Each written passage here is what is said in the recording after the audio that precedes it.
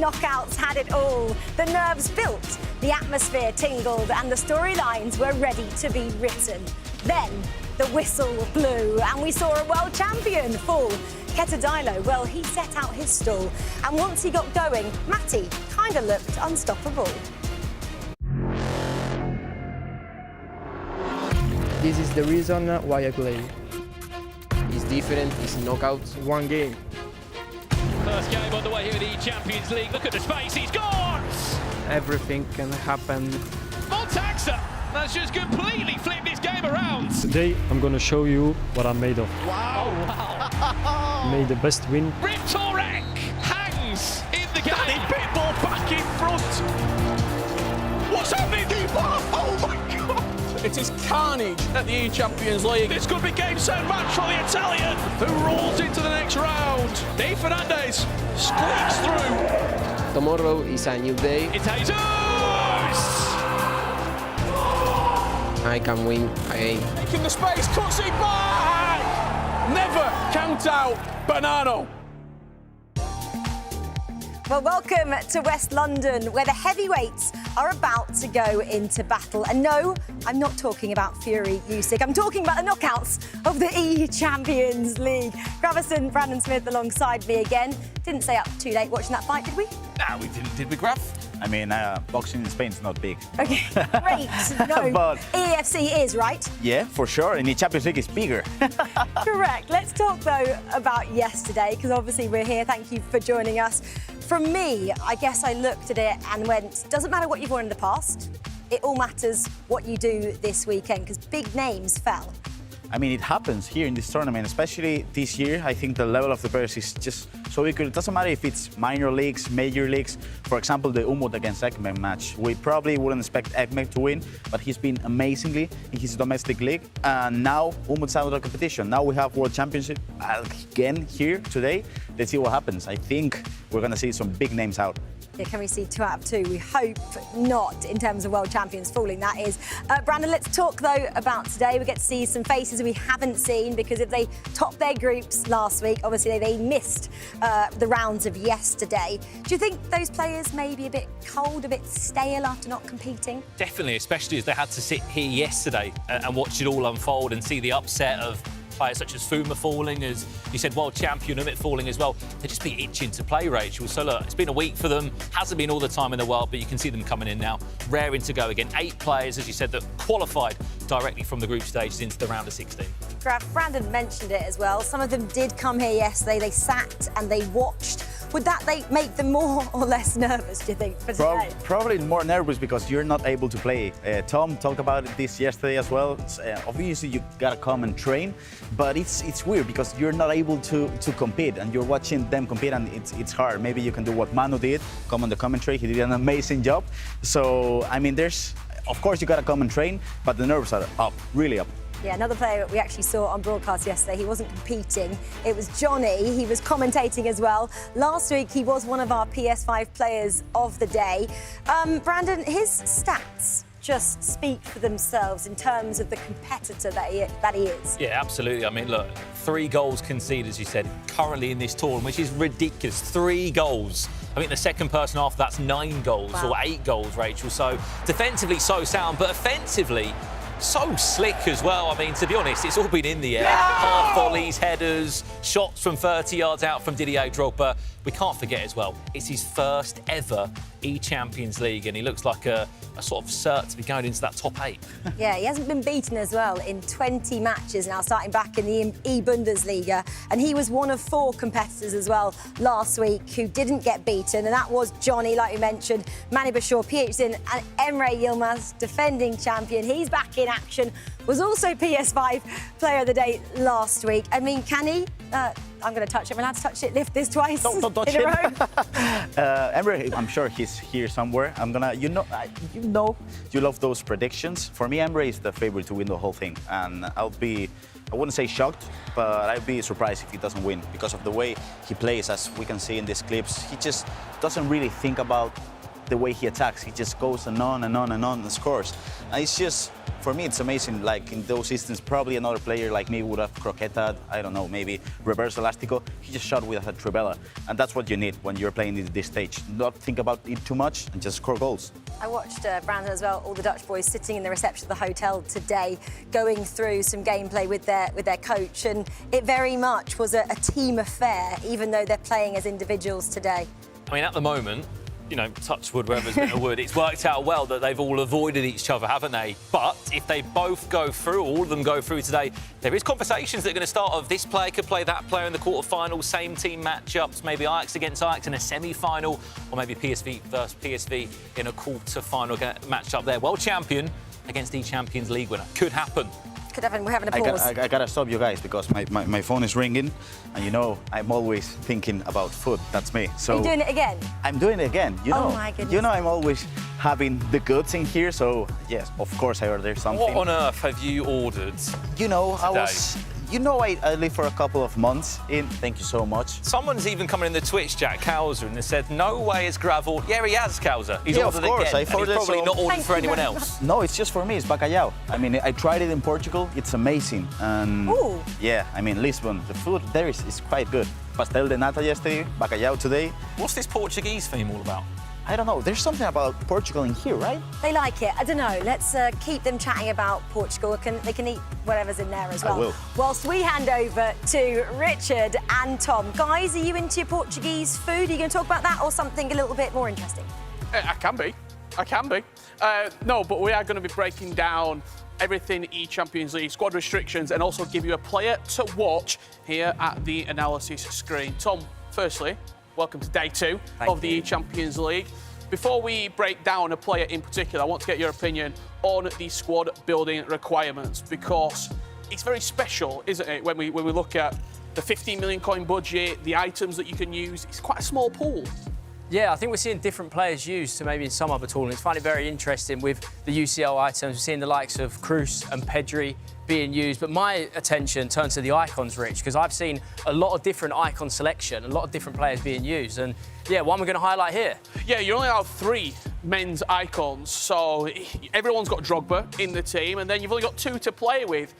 Midfield options, the player to pull the strings, the player to get you ticking, Andrea Pirlo. Yes. I think he was in 6 out of the 16 squads here at the eChampions League knockouts. Now we're in the next round. What is it about Andrea Pirlo that makes him so special?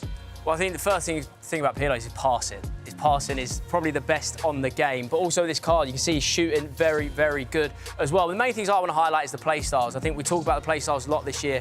They're the first thing I go to with how good he is. He's got the 5-star, 5-star. I haven't mentioned that, the skill moves and weak foot. But we look at his play styles.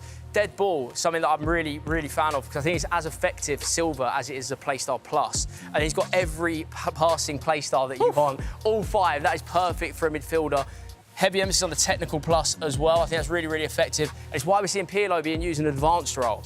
99 passing, 95 dribbling, 99 stamina, I saw it as well, so he's going to play the entire match for you. You might be thinking in the chat, let us know, Pirlo, Xavi Alonso, Xavi, who would you choose? Pirlo is the one that we're going to sort of big up, and I think he is the best out of the midfield options that you can choose. And here's a few reasons why as well when we break down the clips. Because he can score and he can also assist. Talk me through this one. Yeah, I think the main thing with Pirlo is his passing to get into the box, but also his use of the technical to get in. So in this clip here, we're going to see the way he uses passing. Edge of the box, you'll see he's actually always the right or the left centre mid. He's never the centre one, so he plays a bit more further forward for this reason. He can arrive in the box. Ridiculous finish. He's got a nice dink and the finish as well. You see that there. It's everything you need. This one, very, The technical very good. dribbling, talk me through it. Yeah, look, this right here, as I've just slowed it down, you see the R1 technical dribbling allows you to burst into the box and set the cross up. Without that technical dribbling, I do think he gets tackled. So we have the heavy emphasis on the play styles, and that's why. Play styles, stats, player, Andrea Pirlo, he can do it all. Another man who can do it all is our very own Ryan Pessoa, and he is joined with the man on sort of the eChampions League hit list at the moment, the best player on the planet, PH Zin. Thanks, Richard and Tom. Great work as always. And of course, speaking of great work, joined by PH Zin. You topped your group around about a week ago. Of course, you didn't have to play the first knockout round. You're playing against Mostaxa today. Did you see any of his game yesterday? Yeah, I saw. I always like to saw like my opponent's game, but like the part for analyze game, I give this for Nick, for my coach. He is amazing in this part, so I hope I can win. He did a great job with analyze, and now it's time to show there in the main stage, and I hope I can do. With the analysis of the gameplay from Montaxa, did you change anything coming into this game, like your game plan, or is it just the same? No, for me it's always the same. I think if I'm still with my level, I can win my games, and I feel ready, confident also. So it's just 2-3 things I need to change to stop him sometimes, and that's it. Okay, I'm not going to hold you too long because you are our main featured game. I wish you the best of luck, and let's head back to the desk with Rachel. Thanks so much, Ryan. Yeah, well, it seems to be working, doesn't it, for PH Zin, so do not change a thing. Right, well, the round of 16 is upon us, and let's find out then our first 2 players who will make up our final 8 in just 10 days' time. PH Zin, unbeaten still here. Finds the back of the net. Oh, you play along, it's on to Drogba. No one is stopping him.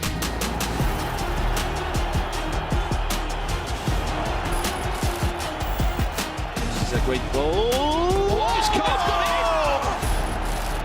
Darlow, what a performance. I mean, what start? It's 5-0 up, Tom. Well, then here we go. Round of 16 of the Champions League is upon us. And I don't know about you, Jen. Where on earth do we look? 16 top talented players, 8 we haven't seen yet here with the knockouts. We'll be seeing them in action today. Tom, where are you looking on this bracket of 16 players? I mean, what a game we got to start with. I mean, yeah, firstly, I think the level of competition has gone up. This is now the big occasion, and seeing the best players here. I think my eye is on PH Zin personally. He's been one of the best players this year, most consistent, and I'm expecting big things. Rav? Johnny, my eyes on Johnny because, as you know, sometimes defenses win competitions, and he just conceded 3 goals. I mean, Tom, you compete this year, you know how crazy it is to concede 3 goals in the amount of matches he played. So my eyes are on Johnny, but I don't know. Anything can happen, and we have 2 big games. I wasn't sure if your eyes were on him because you can't miss him. No. He's 6'7", remember that. I won't stop saying that until he gets eliminated from the Champions League. Let us know at home who you are supporting today here in the Champions League. We want to hear from you in the Twitch chat, and we'll be plucking up some of your comments on the live stream today. Who are you backing? Remember, we've got 4 rounds of action coming your way, 16 players in action. 8 can only make it to the finals on the 29th of May here in London in our $280,000 eChampions League, where one player will walk away with $75,000 in just a couple of weeks' time. PH Zin, kicking from left to right in that Ajax strip. It's his first time in an eChampions League. It was part of his game plan of why he moved over to Europe this year after extended his Ajax contract till 2025 after a really strong performance last year at the World Championships.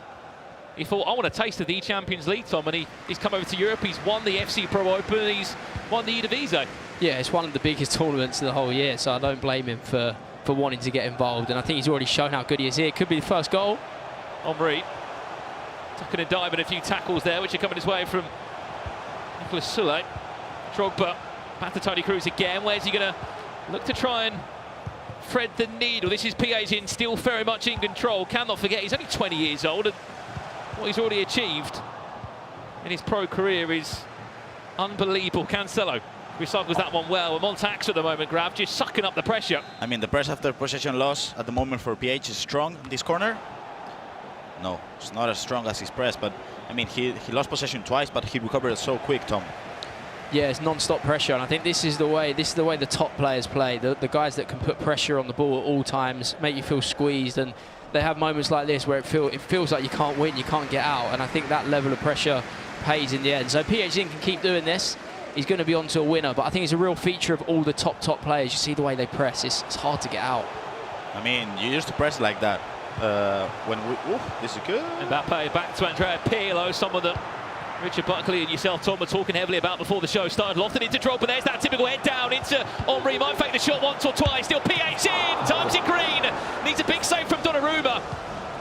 And the Brazilian is just pulling apart Montaxa from left to right and stretching the defence, trying to find a way through. Still in possession now. Pirlo, Mbappe, Modric into Henry. It's perfect football from the Brazilian.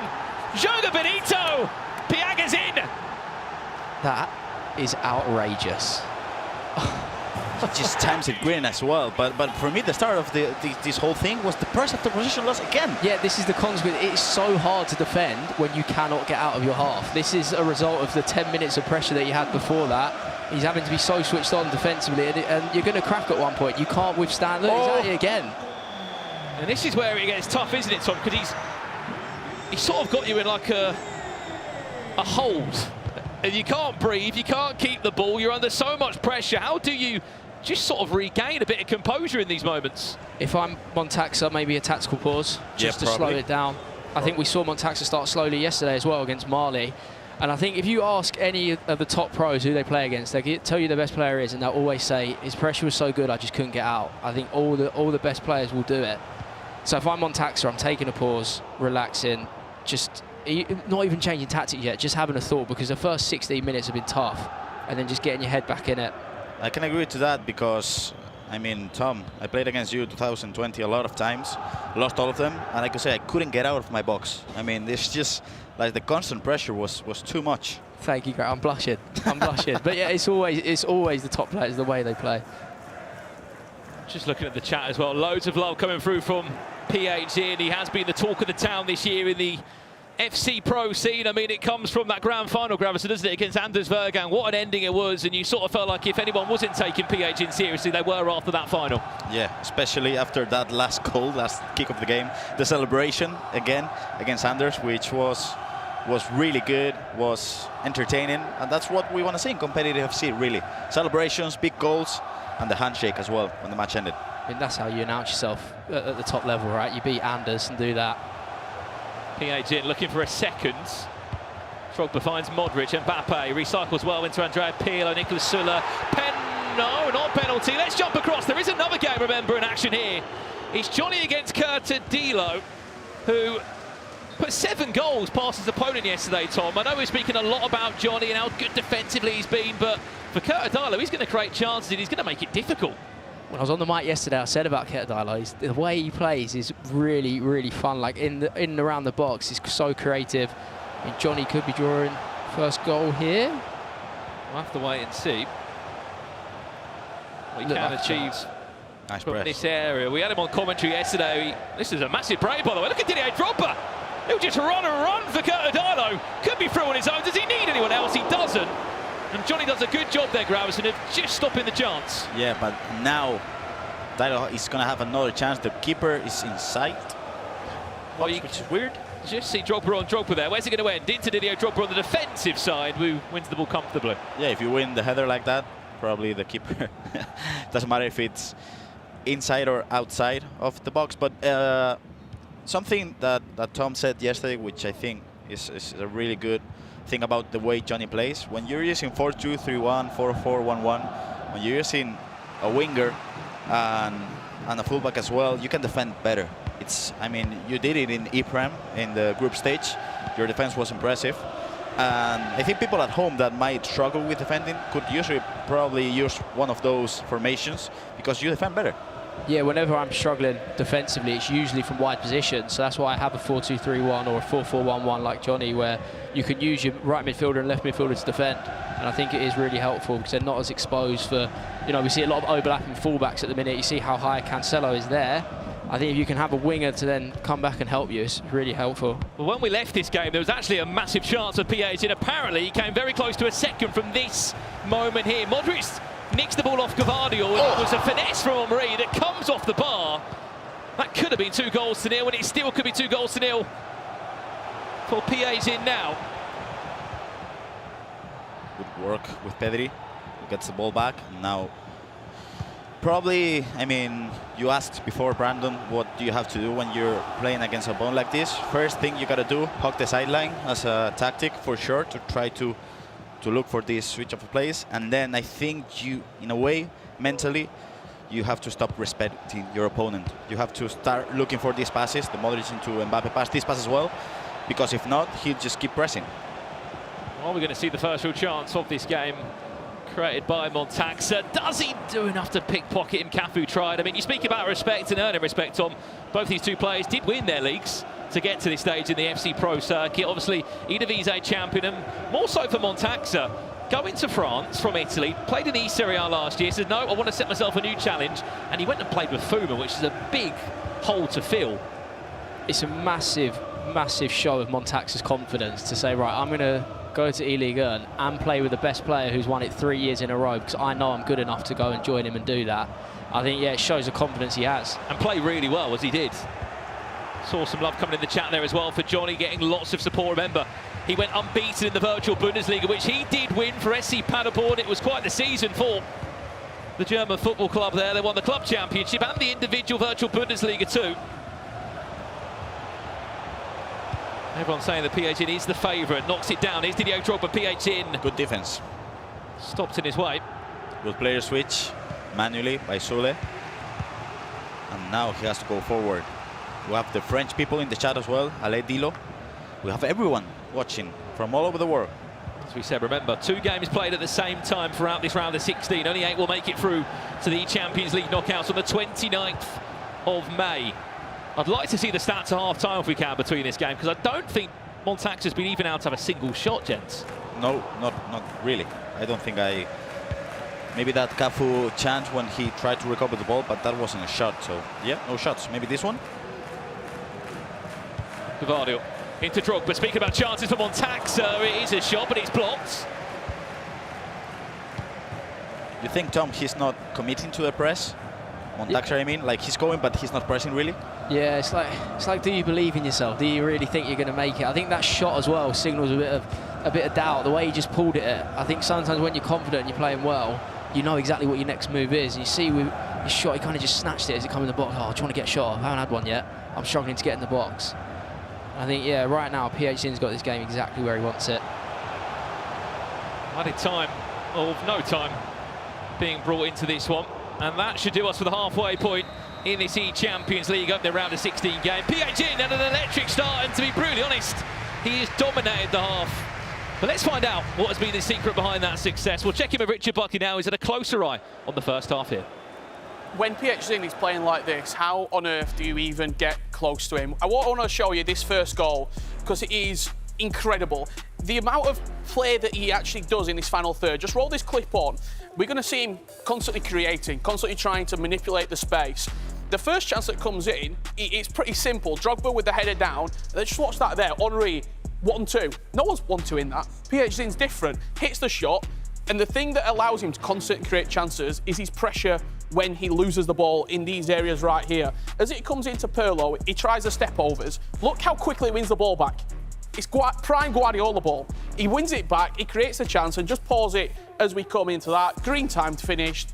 PHN is just different right now. He's on a different level. His pressure off the ball, his ability in the final third, and he greens everything. And defensively, I think you said it on the commentary, Montax has not got near him. PHN is still on top of this world. Back to you guys. Yeah, thank you, Richard. It's been a dominant display, hasn't it, from PHN so far in this one. I'll tell you a fun fact, gents. Earlier this week, I was in Amsterdam, and I actually played against PHN. Oh, how was it? 15 minutes, I was 6-0 down. 6-0? 6-0. I left Amsterdam, and I went straight back to England. That makes sense. But no, on a real note, I was just saying to PHN, because let's be honest, he's not practicing against me. I said, let's just practice corners. You know, I'll just be the dummy at the back. He took 6 corners in a row and scored every single one. I couldn't do anything. At one point, he was telling me what to do, and I still couldn't do anything. You gotta defend like this, and you're trying, perfectionist. But no chance. I mean, there's a reason why PH is probably the best player in the world now, because he dominates everything. He dominates press, he dominates build-up, he dominates the set pieces as well. And in my opinion, for me, the thing that he does better than most of the players is dribbling. His dribbling is out of this world. I don't know if he does it with R1 pressed, L1 pressed, but the dribbling is just so precise. I think he's the closest thing we've got to a robot in this space, honestly. Like, he's so perfect in all of his movements, everything he does. I'm trying to see any faults in his game as I'm watching here, and there just doesn't seem to be any. Well, I've just seen a quite enjoyable Twitch comment coming. I'll give it a read in a second as PHN could be on for a second. Toni Kroos might look to try and turn his man with that road to the final knockout item that's been upgraded again for the final time. Cancelo. What are you doing, PHN, around there? It's the box, finds Toni Kroos. Punches it into Thierry Henry. Will look to drop the shoulder on 1 or 2 defenders. Still Modric now. Lofted it into Drogba in the air. He misses him completely. And a chance for Montaxa to get back in possession. I've just seen this comment come in. Why are Tom and Gravison not playing in the tournament? Is there age limits, or do they just not qualify? Guys, what was there an age limit on the tournament, or? I'm pretty sure we're just bad at the game. That's just it. Age limits, come on. Tom, we're both 25, 26? 25, yeah. Yeah, we're not that. Montaxa. We're not that old, come on. We still can play. I wanted to give other people a chance this tournament, you know. It's tough. That's the right answer. Well, no, it didn't qualify this year, so it got me a grab on comms instead. How important is it, Tom, that this scoreline is only 1-0 still for Montaxa, bearing in mind how dominated he's been? Yeah, I think he starts to take confidence now. I think first 20 minutes, it could have easily been 3. And now you're looking at the clock going, you know, it's only 1. And I think the main thing Montaxa needs to do is something different. He needs to upset the rhythm. PHZin's rhythm is just there right now. How do you break the rhythm? Like this. Do it here. Modric. Oh, by company. We have had, I hear, a goal in the other game between Johnny and Kurt Adila. We'll give it to you as soon as we can. I heard a huge roar on the opposite side of the stage here in the eChampions League. It was 0-0 for so long in it. We'll find out which way it's gone as soon as we can. Tony Cruz. PA10. The dribbling is just too good. You cannot get the ball off him. Come on. Just finding the perfect way around. Mbappe's had to get back to try and defend that. Well, we're hearing it came from this moment here. Johnny finds himself through. Vincent Kompany gets that one all wrong. He doesn't get a red card by the looks of it. Steps up for a penalty, there's Johnny with Didier Drogba. And that is the only goal between them. It's come from the spot. It's intimidating when he stands up. Yeah. I think that's a typical Johnny goal. We see a lot of that playing into the space. A lot of the through balls, using a long ball pass to win the penalty and then tucks it away well. But going back to Montaxa, Brandon, with upsetting the rhythm, it even needs to be a personnel change by making subs, a formation change, a change in mentality, the way you play. Maybe you have to play a little bit different to what you have, because right now PHZin's got his feet up saying, anything you do, I'm reading it like a book, no problems. So I think he's got to try and do something different. Otherwise... Lofted into Drogba! Otherwise you could be 2-0 down. Exactly that, Brandon. PHZin with a corner as well. Let's see what he's good at from these corners. Whips it in. Donnarumma gets a hand on it. Remember, winner of this game plays the winner of our other matchup. So it would be Johnny against PHZin on the 29th of May in our quarter-final. Here in the eChampions League. Remember, so many big games coming your way. Still 6 more matches later on today as well, with the likes of Manny Shaw in action, Matthias Pinana, Levi David. Di Fernandez comes back, neat. And Kante of PSG, Cancelo, Pedri, this is your chance, Montaxa! He hasn't had a sniff throughout the game. But the Italian only needed 1 real chance. He timed that one green, and by God, he didn't get it wrong, did he? This reminds me of the game against Marley. I mean, the build-up is really good. Pedri with a nice finish. But this reminds me of the game against Marley. He wasn't playing well, but he's alive in the match. Yeah. You're suffering because you're not going forward, but I think in those matches you gotta survive. And it's not easy at all to be just suffering inside your box, but then not conceding goals in a way, and you're alive in the match. And this is what happened with Montaxa. It's a skill, you know, to not be 3 or 4 down the way he has. We've seen it against Marley, could have been out of sight. PHZin could have been out of sight here. And Montaxa really good with a player lock. Use it there again. And I'd expect to see it here at one point. Drogba, and it could have been 2 in quick succession. It's a very slight movement with a player lock, just to make sure his player's in the exact right position to then play the next pass. It's smart what Montaxa does. I'd love to have another look at it when we get the chance. But small little movements can go a long way. Well, PHZin is back to you, my friend. What have you got for Montaxa? Maybe an attack now, lofted into Drogba. Nicolas Soler does enough to clear the ball out. As we hear, there's been more action in that Johnny game. What has happened here? It looks to be a second for the German giant. Lofted in on the volley from R9. And it could be SC Paderborn on for a season to remember. Are they on their way to an eChampions League final in his first ever eChampions League? Pedri finds Mbappe, saved by Donnarumma, out he goes for a corner. And how this game is starting to swing, Tom. Yeah, we've seen a real shift in momentum last 10 minutes. I mean, we were all talking about PHZin, the robot, and Now Montax has come back. He must have figured it out. I think sometimes in a game it takes you a while to figure out what people do, how they play, and then once you've got it, you feel that level of confidence. We're seeing a complete change. Nicholas talked about this, the change between best of 2 and best of 1. In best of 2, you had 6 pauses, so you can pause the game much more and just breathe in, talk to your coach, whatever. In the best of 1 game, even though it's long as well, sometimes the game just goes on. And with the momentum, and you know this time, when you do not pause the game, you just kind of don't think about it as much and just leave the game, if that makes sense. Yeah, it does. So I think that's what happened in this game.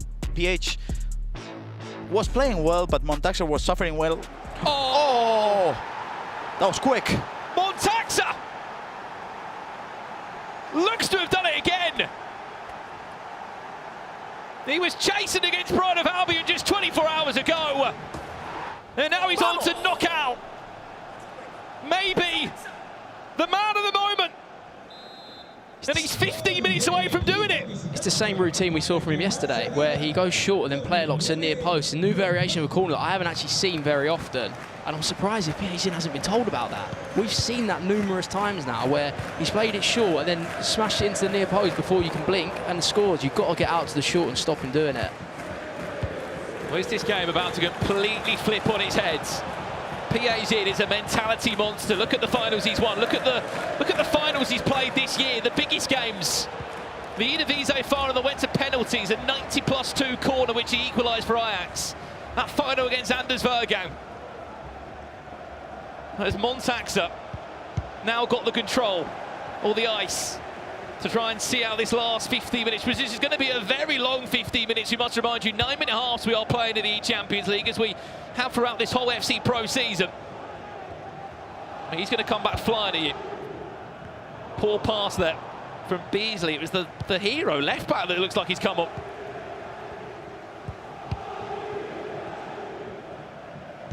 Montaxa looking to have a running race here. I mean, Grav, how do you see this one out? Do you try and get another goal, or? For sure, you gotta go for it. Mbappe, lovely little ball roll, scoop turn, lots of love for Montaxa coming in from home. Travella comes in, corner again. Remember, Montaxa just scored from a corner minutes ago. Same one.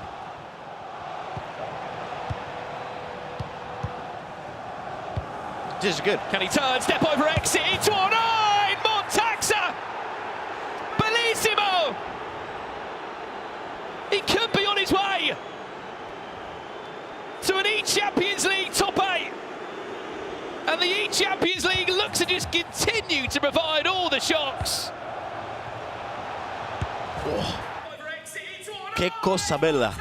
Especially, you know, he worked with the step over, but then with the angle, you know, the ball roll to work, and then the green time finishing. It was perfect. Perfect. You see the little nod of approval he gave himself as well. You know you've done something good when you give yourself that nod. That is a very good goal, and I think it might be too much. You know, 3-1 from here. I think Montaxa's going to win, but that goal, high on confidence, really, really composed. We've seen a couple of them yesterday as well. I like it a lot. The extra bit of composure at the end.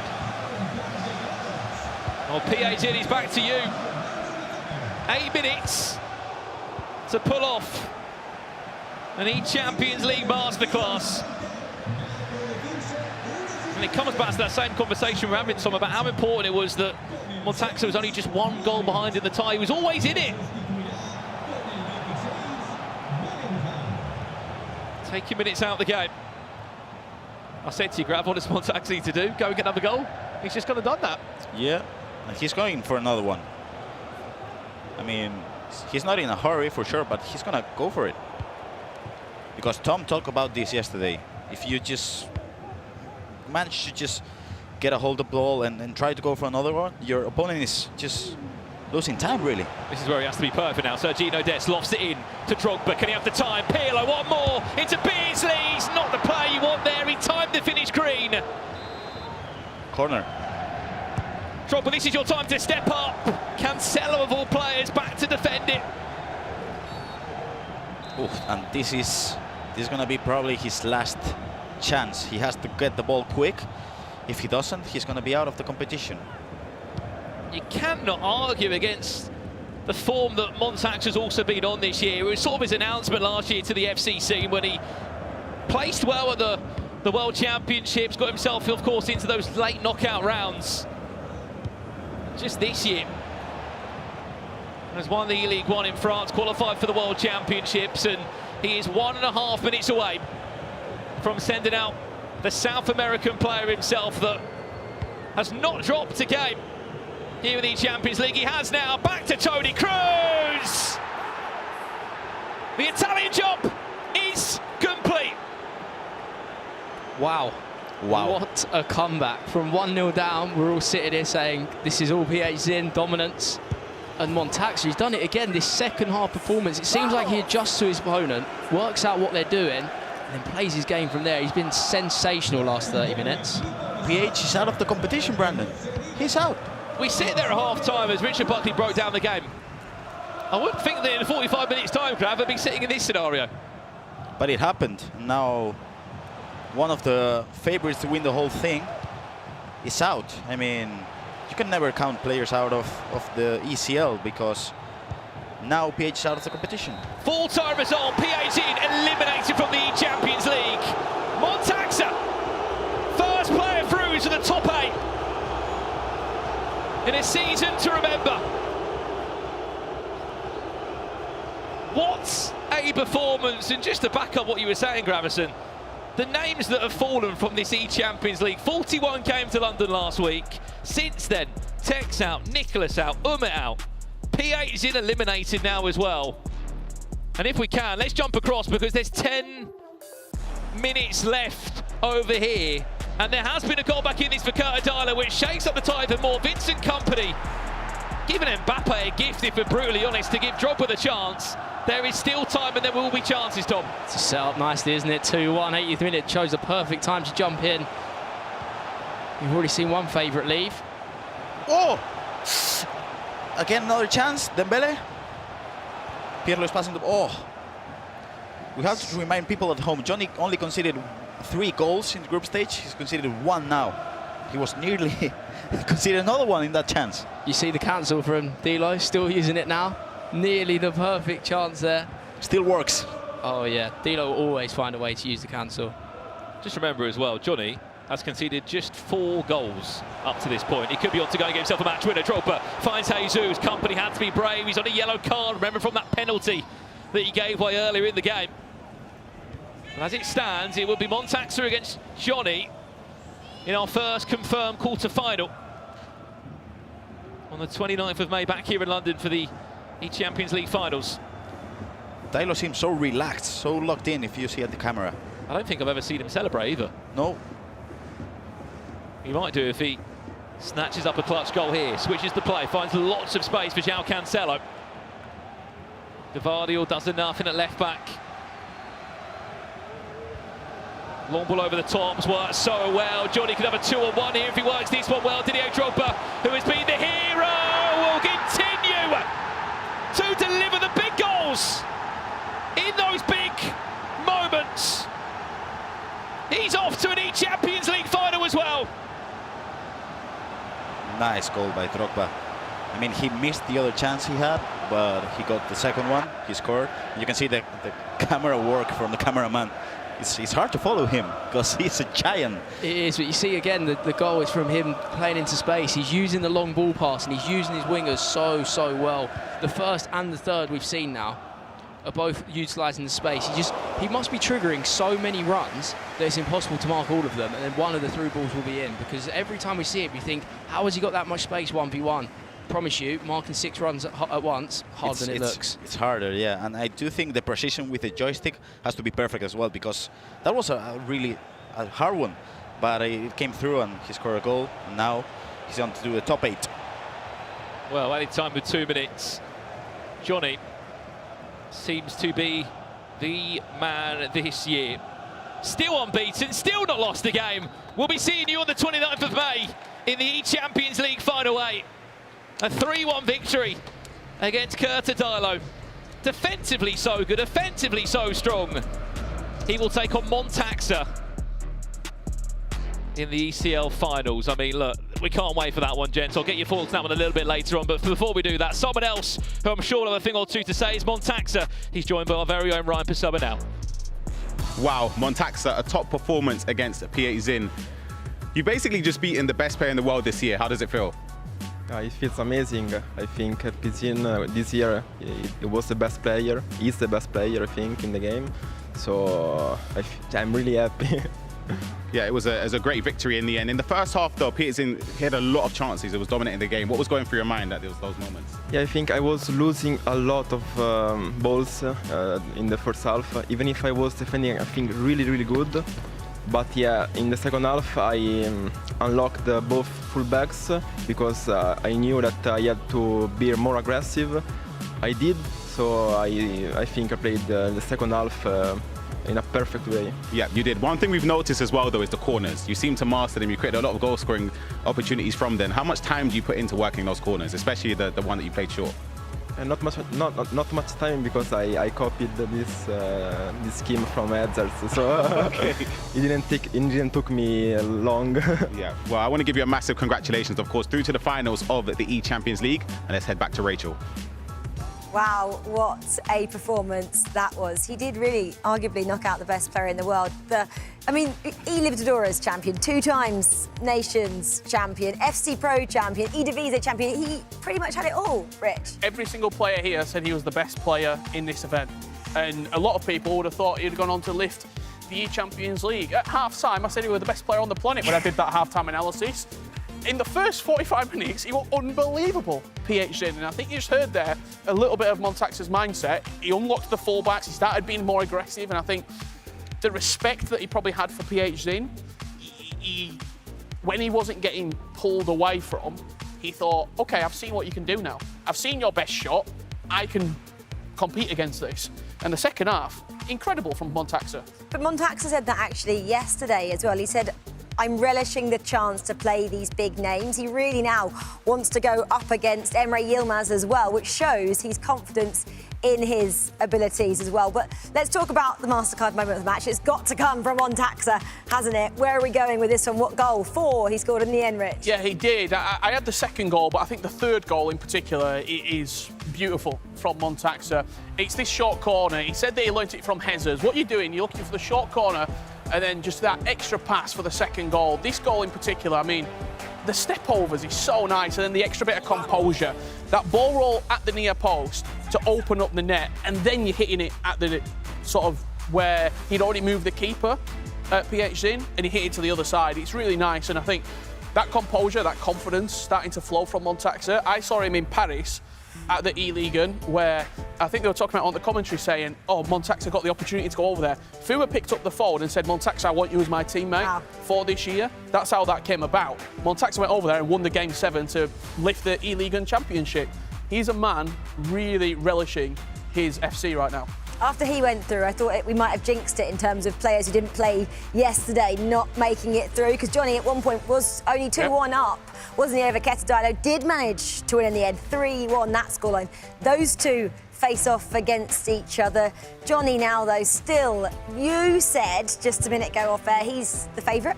I think so. When you look at the form sheet, it's just green, green, green, green, green at the moment. He is winning every single match that he goes into. And the mentality that he goes into these games with is, I am better than you. If I play my game in the 4-4-1-1 and get my over-the-top through balls going, if I can get my wing-backs and my right mid and left mid into the game, I will win this match. And defensively, 4 goals conceded in the entire ECL so far is a joke. 21 match unbeaten streak now as well. He is on fire. He's also a player, he's from Germany. That's with mind. This is not a nation that you need to be guessing for our Easter egg, okay? It's not Germany, is it, Richard Buckley? We're still guessing, aren't we? This mystery league in the eChampions League. I've just taken one out for you. There are many more still to guess. As well as guessing that, well, also we'll give you some rewards for watching the knockouts of the eChampions League. All you have to do to be eligible is link your EA account, okay, to receive these awards. So you get 400 experience points, a Jumbo Premium Gold Pack, a rare Electrum Players Pack. Complete all to claim a Jumbo Rare Player Pack. All you have to do, as I mentioned, to receive these rewards is link your Twitch account to your EA ID. And if you have any luck in the packs, pack any team of the season players, let us know. Do let us know in that Twitch chat. OK, well, we're taking a short break right now. We've just seen Johnny go through Montaxa as well, but after the break we have a massive matchup. Matthias Bonanno is taking on Levy. Come back for that one.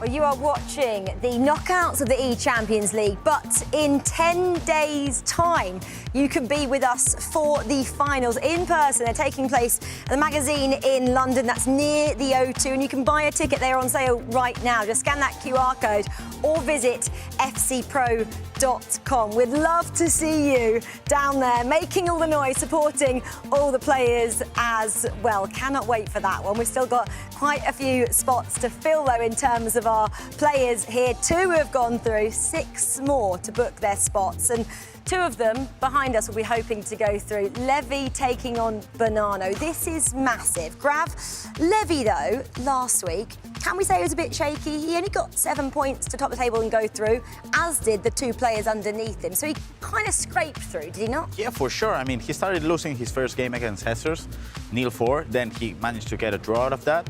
Then he won convincingly against Andoni, and you would think like he was going to crush the group, but then lost against Andreas, match he wasn't supposed to lose. So yeah, he got the win against Jaden then. in a convincing way, but I don't think he was up the level of the other Dutch players, such as Manu and Emre. I mean, he played good, he was really good, but he wasn't, let's just say, flawless or perfect. What can we expect from this matchup? These two players, they know each other pretty well. They've played each other a lot on the scene in recent years. Yeah, I mean, online, they've played a lot. Usually Levi winning those matches. On LAN, Matti has been the favorite so far. So let's see what happens now, because I think Levi is a much more mature player than he was back in 2021 when he was really good on LAN, but then 2022 he struggled on these kind of tournaments. So let's see what happens, and I think, I don't know, it's a 50-50 match in my opinion. Oh, I like those predictions. Well, Levi is, though, isn't he, one of the formidable Dutch trios left in the knockouts today and is still hoping to progress further on his ECL journey. I'm Levi de Weert and I'm representing Ajax Amsterdam.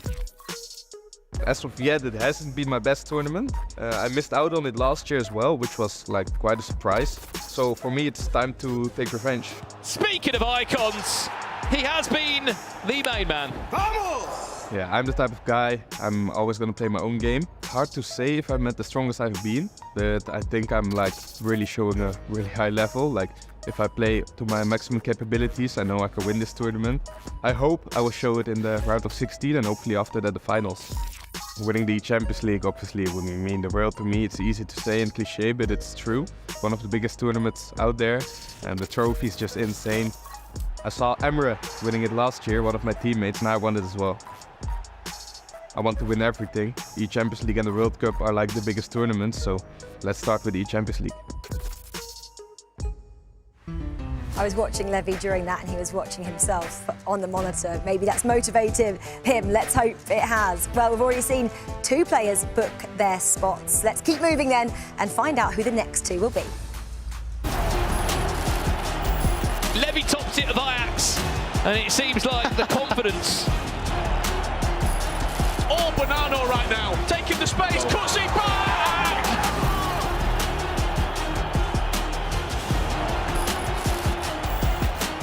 Then Kante opening up the second half. Danny Pitbull back in front. Amazing mentality from Danny. Well, strap yourselves in because we're about to see fireworks here at the eChampions League knockouts. And I want to hear from you at home. Matthias Bonanno versus Levi de Weert. There's going to be a poll going in the chat. Who is going to win this game? We'll get it up throughout and see if you are correct. Tom Lee, Ryan Pessoa in the commentary booth. This is going to be an incredible game. The first thing that I want to touch on, Levi has just seen his teammate, who won the Eredivisie with him, eliminated from the tournament. Does that even play any seed of doubt in your mind whatsoever? I think for Levi it's probably a wake-up call. It's to let him know this is not going to be easy. You know, the Dutch boys are favourites. Anyone that's played in the Eredivisie have been the best so far. And I think Levi's probably looking at it saying, right, I need to be switched on here because this is not going to be as easy as it may have first seemed. It's going to be Levi de Weert representing Ajax from left to right, and in the orange Manchester City strip, Matthias Bonanno from right to left. Matti was the only player that went to extra time yesterday. He needed the 30 additional minutes to send him through. For those at home, if you forgot, he was 3-0 down in that game. Came into the game very, very late on, but if he makes a mistake like this against Levi, starting off slow, he will be punished. Good defending there from Matti. He's also not going to let you back into it. Yeah, exactly. Is Levi. You can see that at home as well. Who will win this match? 50-50 right now. They can't be separated. Levi just edging in front. However, as Bonanno whips that into the back post, the poll could be changed very quickly. Tom, I want to talk about Levi de Weert because you went head-to-head with him during the 2021 season. I think it was quite a back-and-forth rivalry, shall we say. What is it that Levi does so much better than 99.9% of people on planet Earth? Yeah, I think me and Levi had a bit of a rivalry back in 2021. The way we were playing, felt like all the time we'd match each other in tournaments. And I think it's the way he keeps the boys' retention. He's a master of the basics as well. I think the fundamentals. We see the first chance go to Levi there, but the fundamentals he's got mastered down, but his ball retention, it's so hard to get the ball off him and it can come so frustrating. Corner whipped into the box, but Donnarumma will claim it. On the other side, Ryan, obviously you had a history with Manchester City. You've watched Bernardo for a number of years, whether it be online and now at LAN. What can people at home expect from Bernardo? Before we get to that answer, maybe the unknown quantity. Great goal. The dark horse in this tournament, Encante.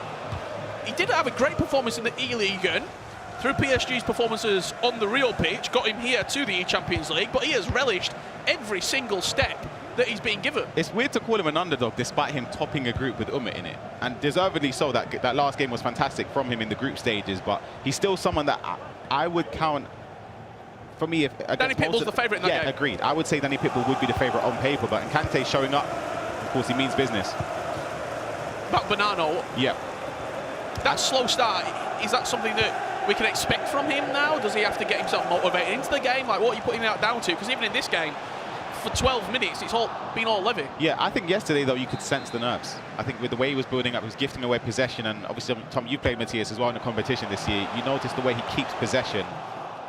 Of course, he's adapted over the years. It's nowhere near as his primary way to build up and keep possession throughout all of the games, but it just felt like he was nervous, in my opinion. Yeah, he felt a bit shaky. Danny Pitbull, he went 3-0 down yesterday in his game, let's not forget, up against Fuma. And he's a man that you simply can't count out. 1-1 after 10 minutes. When you played Bernardo, what was it, about 2 months ago? At the Premier League finals, obviously the result didn't go your way on that day. However, you had a pretty good read of him. That's an incredible pass. I don't know if Graveson's doing half-time analysis, but that has to be looked at. He's done that yesterday as well. It's a triggered run to Mbappe, and of course you're primarily going to be watching Drogba in this situation. Drogba's at the back post. He's just triggered Mbappe, and the whip pass from it's insane. What a ball. You're right, Ryan. Yes, it's a dummy, because when the ball goes out to right, you're thinking, okay, where's Drogba? I need to mark that, and then he's hit you with a quick one to the front post using the whip pass to Cafu there. Bernardo 1-0 up. Coming into the Champions League knockouts, we were talking about their Eredivisie dominance. The 4 players that topped their group all flying through, and we expected them to be quarter-finalists. One has fallen by the wayside already, and as it stands, Levi David will be joining his Ajax teammate in PHZ and watching the eChampions League finals from the stands. Matthias Bernardo, am I right in saying there's always sort of, even amongst like other players, when you play against Bernardo in practice and whatnot, there's an air of, I can beat him. Yeah. And then when it turns up on the stage, his win percentage must be so high. Oh, it's funny, Richard. It's funny because when we were playing at Ebrem, everyone was telling me, oh, Matthias isn't playing that well in practice. Don't worry about it, Tom. You'll be able to do something against him. But I'm pretty sure he basically undefeated the whole tournament. Here is Levy building up on the edge of the box. Drogba with the strike, Donnarumma with the save, and he's offside. Yeah, he's a different monster, but I think what it is, Matthias, in practice, he's testing things out. Exactly. He's not worried about how good he's playing or how bad he's playing. He's testing things out, and, you know, players might get a few results. Oh, look, I beat Matthias 4-1. Sense of security. And you're thinking, OK, go and do that on the stage. And it never happens. Yeah, a lot of people quiver under the lights. Bernardo lives up when the spotlight shines brightest. What a strike from Cafu. 2 unorthodox goals already. Drogba dinked into Cafu. You'd expect the reverse of it. Green time power shot across the face of goal. I think what's special there is with power shots, you have to manually aim them to get the precision perfect, and that is sensational. They're 2 goals, Tom, that are pretty much indefensible. Yeah. Yeah. Literally. Yeah, you do well. You do well. And as I said, these are the kind of things that Matthias will be doing in practice. For the last 2 hours, just hitting power shots from... He's not worried that he might be 5-0 down in the game. He's not worried about that because he's practicing things like that. So when it comes on stage, because he's already got the fundamentals tied down, he knows what he's doing and the basics, you know, the defending, the way he sets up, the way he keeps the ball. He knows that on the stage he'll be able to do that. So he'll spend his time practicing things like that. I mean, I'll be interested to see if we can get an interview with him if that's the first time he's done that today. I doubt it. I doubt that he's pulled it out on the first time on the main stage. I mean, sometimes you have them moments of brilliance, though. So there's a couple of times that I've done something, I think, wow, I actually did that. Where did that come from? Yeah. Wait, can I do that? Cafu once again, and now it's in the back of Levy's mind. I can't give him the space. Yep.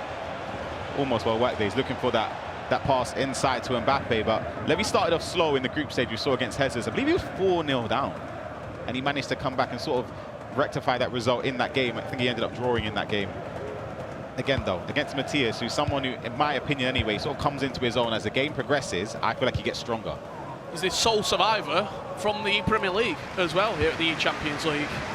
Mark Marley eliminated yesterday to the hands of Montaxa as Levy comes forward. Devo liked that one. Got a lasso. Yeah. It certainly was, my friend. The Twitch chat certainly enjoying what Bonanno is putting down right now. And defensively, looks pretty solid as well. Superb. It's the offside traps as well. When Levy tries to turn back and recycle possession, trying to play to a midfielder, he's already bringing the striker back to cut the passing lane and offside trapping. Error still supporting his favourite in Levy David. Tell you what, I might curse it, but if there's a player you don't want to be 2-0 down to, it's Matthias Banana. Master of defending. Drogba looking, didn't know if there were maybe a couple of step overs coming in there. Just trying to get the shot away. It's what Ryan said, he applies pressures with his striker, so he'll bring his striker back, but then he'll also be offside trapping just to close the space. And I've had it a few times. I was walking around thinking, is there actually any space on this pitch? Yeah. Look how fearful Levy is, though, having to switch possession. He's getting caught out and he's open. Could have been a better chance there as well when it dinked into Drogba. I think he had more time than he actually realised. Yeah, I think Levy just needs to reset his mentals coming into this second half or the remainder of this first half, because he's sort of anticipating Matisse going to do the same thing again, and there's so much little spaces that open up across the pitch. Is that especially important now? Renzo behind him. Someone who's been with him every step of the way. They've won trophies both online and offline, and what he can input for Levy at half-time will be very, very important. The other game that is taking place right now in the knockouts. Oh! What a save. Here's Encante and Danny Pitbull. Talk about unconventional strikes. It's ridiculous.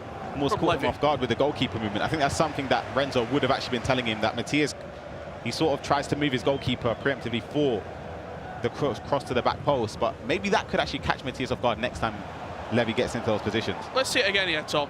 What's he looking for? Yeah, I think that would be something that you've prepared for. You know Matthias is very quick to jump off his line. It's using the double triangle. Yep. Tap triangle twice and your keeper will come out really fast, but it'll go to the back post.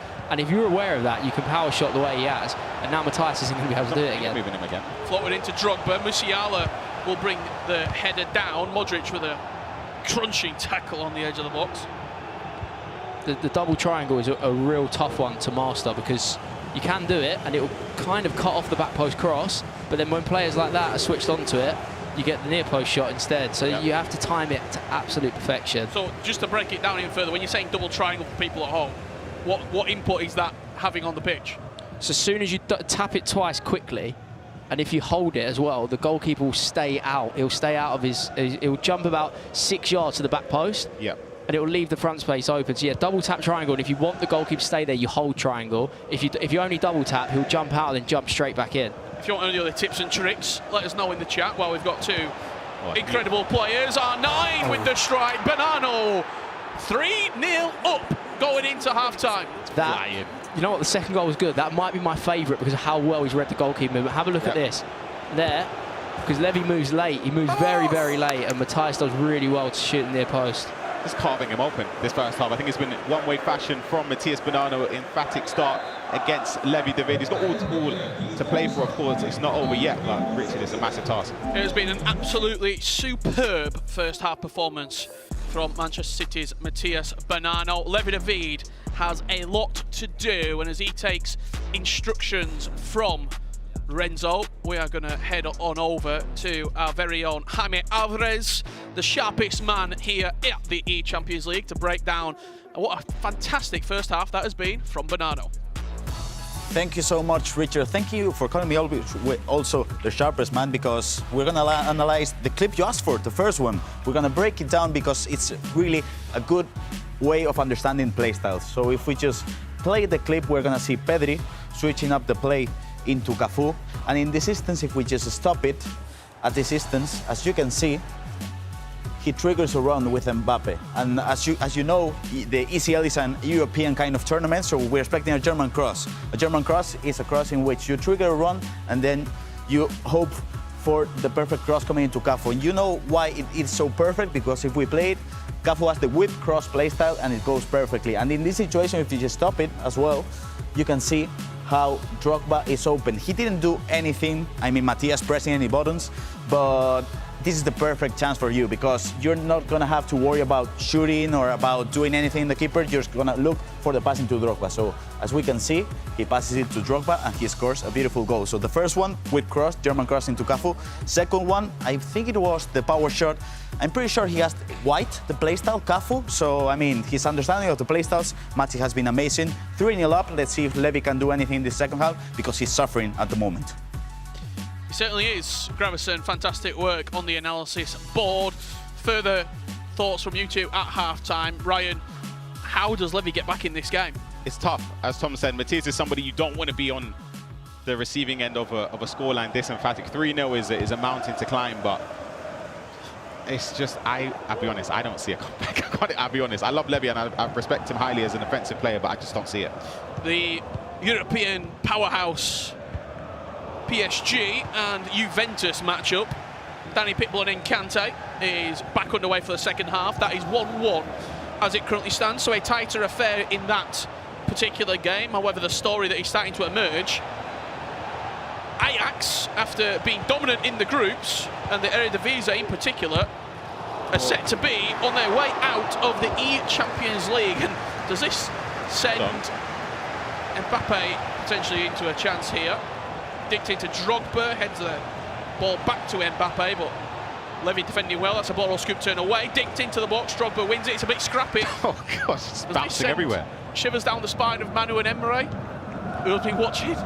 Yeah, this definitely wasn't part of the script, was it, Richard? I think I was expecting a tight game between these two. These two have been probably two of the best players in the last 3 years, and I was not expecting either of them to run away with it like this. This is probably the best I've seen Bernardo playing since the Premier League, being completely honest. We didn't see this level of him in the groups. Danny Pitbull getting a little bit fortunate, the second bounce falling his way, and the East Serie A semi-finalist, former champion Danny Pitbull for Juventus Desire is 2-1 up with 40 minutes left to play.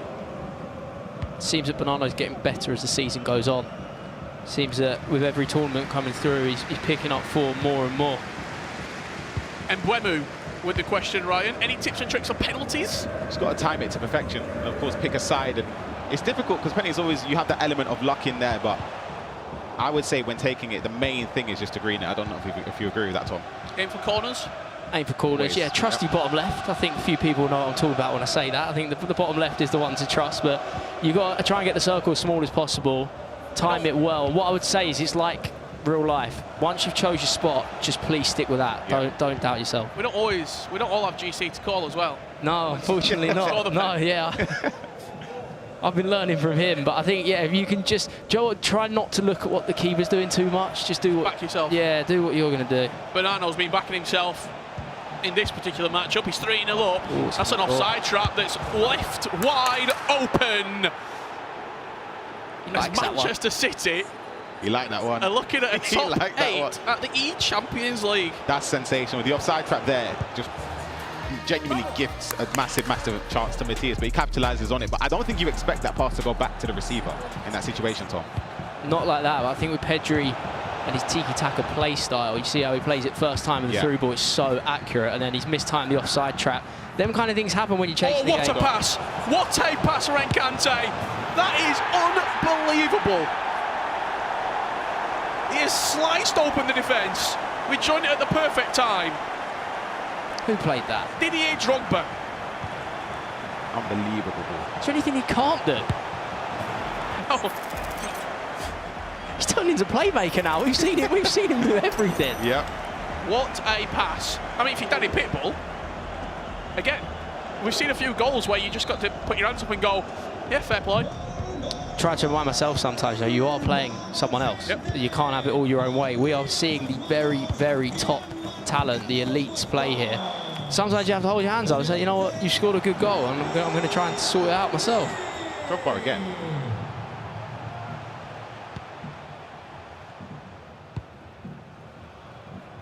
He must be usually hug sideline here. Sorry, I'll get my words out in a second. Be using hug sideline here. I think you see with the Kante switch, see how wide Cafu was there. He's trying to use all the space. Cinco asking in the chat, any tips on free kicks? Tom, how do you take your free kicks this year? I'm direct with mine. I like shooting them. Same. I think minimum requirement, you need a player with dead ball. If it's not the plus, just at least have dead ball. And I think there's a few different ways you can take it, but I just like keeping the arrow the way it is. Go over the wall. Yeah, and then just going over the wall. Or, if it's accurate enough, you go keeper's side, and it's all about the bars of power. Yeah.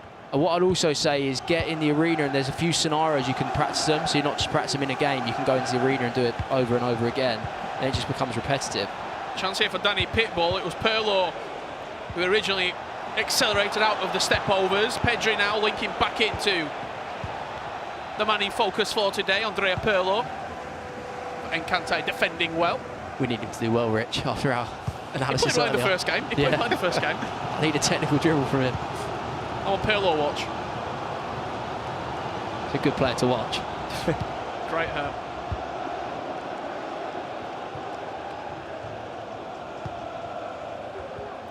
If there has been any goals in the other match, we will give you them. However, to my understanding, 4-0 still the scoreline for Matías Bonanno. It's a chance here for Danny Pitbull. Does he extra pass it? He does. Drogba! Goalkeeper move backwards. Keeps his calm. I don't think I've ever seen Danny Pitbull even really celebrate unless he wins a tournament. Yeah, it's a big goal as well, a big moment. 20 minutes left to play. The space just looked acres of space. Attackers running into it. A lot of opportunities to play another pass. Chose the right one there and shot the right side of the goal.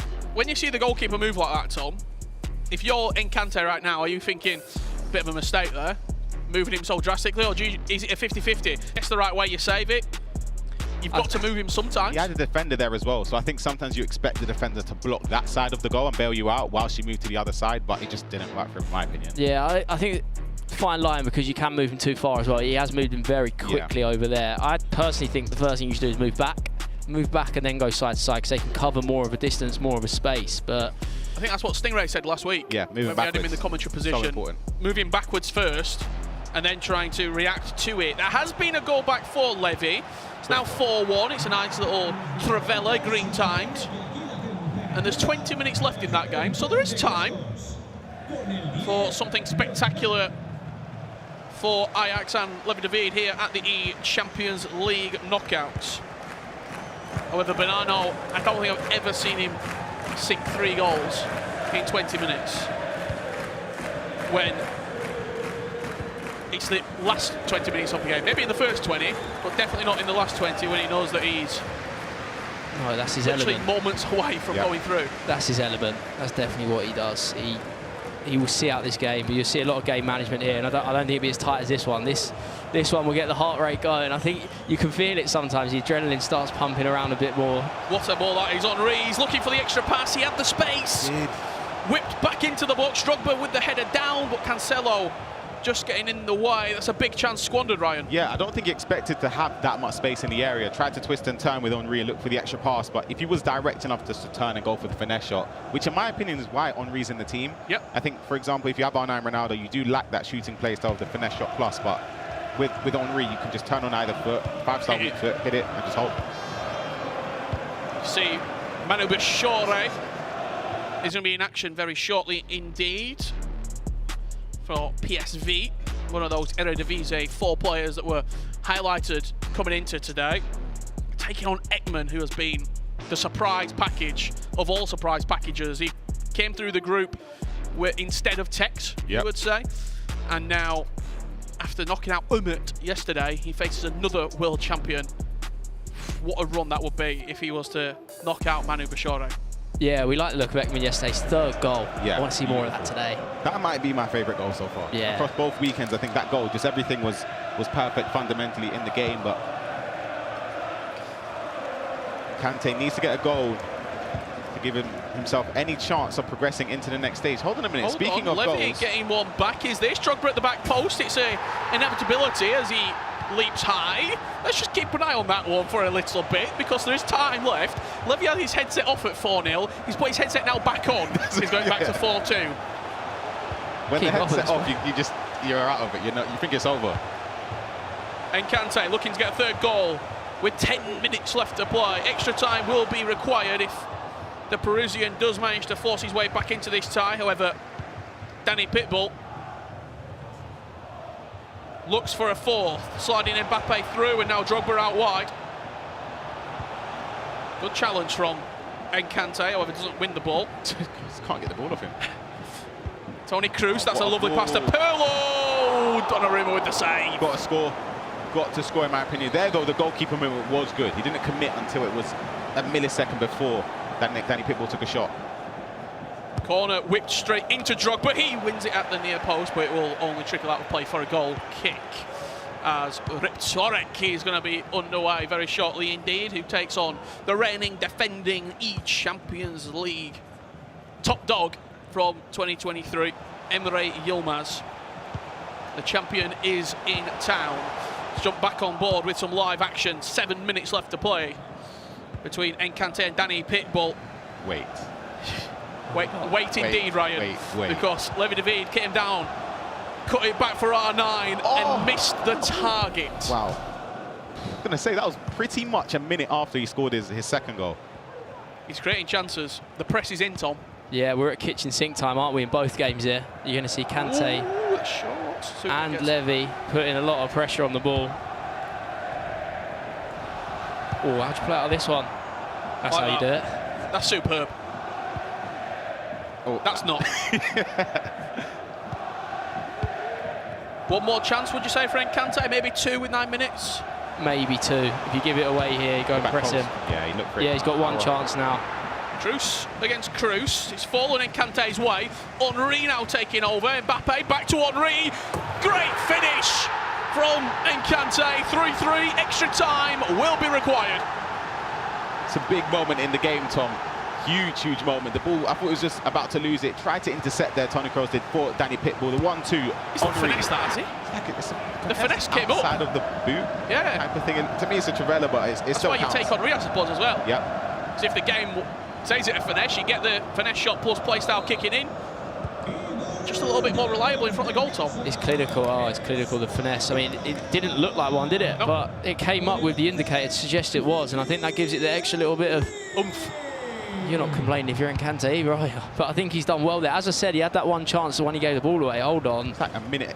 Hold on. Floated in, Drogba at the near post. Levi David has scored 3 goals in about 10 minutes. It's now 4-3. And it's that's a penalty for Danny Pitbull. We don't know why it was given, but Danny Pitbull, with 1 minute remaining, there's a chance to seal himself an eChampions League final spot. Pirlo sticks it in. 0 reaction from Danny Pitbull. We've got to see why the penalty was given. I'm more concerned about the lack of celebration. Here we go, Richard. This is it. Oh, it's ludicrous. Shocking stuff. That is unacceptable. He's in trouble.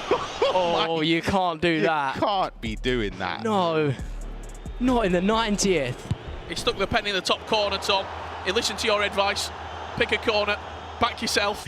Buckley, I'm just highlighting that was all Pirlo. Won the penalty, scored it as well. I'm just saying. And here we go, back on board. We will give you that full-time result when it comes in between Danny Pitbull and Encante. However, Matias Bonanno has leaked 3 goals after he said he wasn't going to do this. Yeah, who said that? Wait, Tom, I've got a question for you here. If you're Levy, you've obviously gone constant press or whatever you've done to come back into the game. Do you stick with it? Yeah. You stay on with it? 6 minutes left plus added time. There's not too many opportunities I think he'll have in this game. I think with a player like Matthias, you have to upset his rhythm. And he was in a rhythm. As soon as he put constant press on, he's managed to upset it. I feel like now you're going to do well to... You got to stay like it. If you're Levy, you keep doing this. Matthias did the exact same as his opponent yesterday. He was 3-0 down. He got back into the game and went on to win 6-4 in extra time. There's a goal in this. Levy coming forward. Toni Kroos waiting for maybe Drogba to just peel away from his man. Now Pedri dinked in towards Drogba. He wins the header. That's just been a full time. We said there wasn't a celebration. There it is from Danny Pitbull. He goes into the Champions League finals. Oh, that's a big chance. To join his fellow Italian Montaxa. 2 out of 3 finalists so far coming from the E Serie A. I respect that. He waited all game. Incorrect. Illegal, sorry. Just both Italian. Correct myself. He waited all game for the limbs, and then he got the win, and then he's let it all out. I've got a lot of time for that. We could see some more. We could see some more here, Richard. Cafu out wide. He's been surrounded by orange shirts and wins the ball back for his troubles. Not seen a repeat from last week. I was just about to say that. From Nacho Abella. Yeah. So taking his time. It's a terrible throw. We have. Oh, he's lucky. 2 additional minutes. The press is in. He's gone back to Donnarumma, who launches it long. R9 wins the flick on. Drogba with space to. Just got to go to the corner. You have to. Steamroll into. Bonanno looking for a fifth, goes back to the corner flag, fakes it. Modric, you've got to think that's all she wrote. Levy with a valiant effort, however Manchester City and Matías Bonanno will be at the eChampions League finals.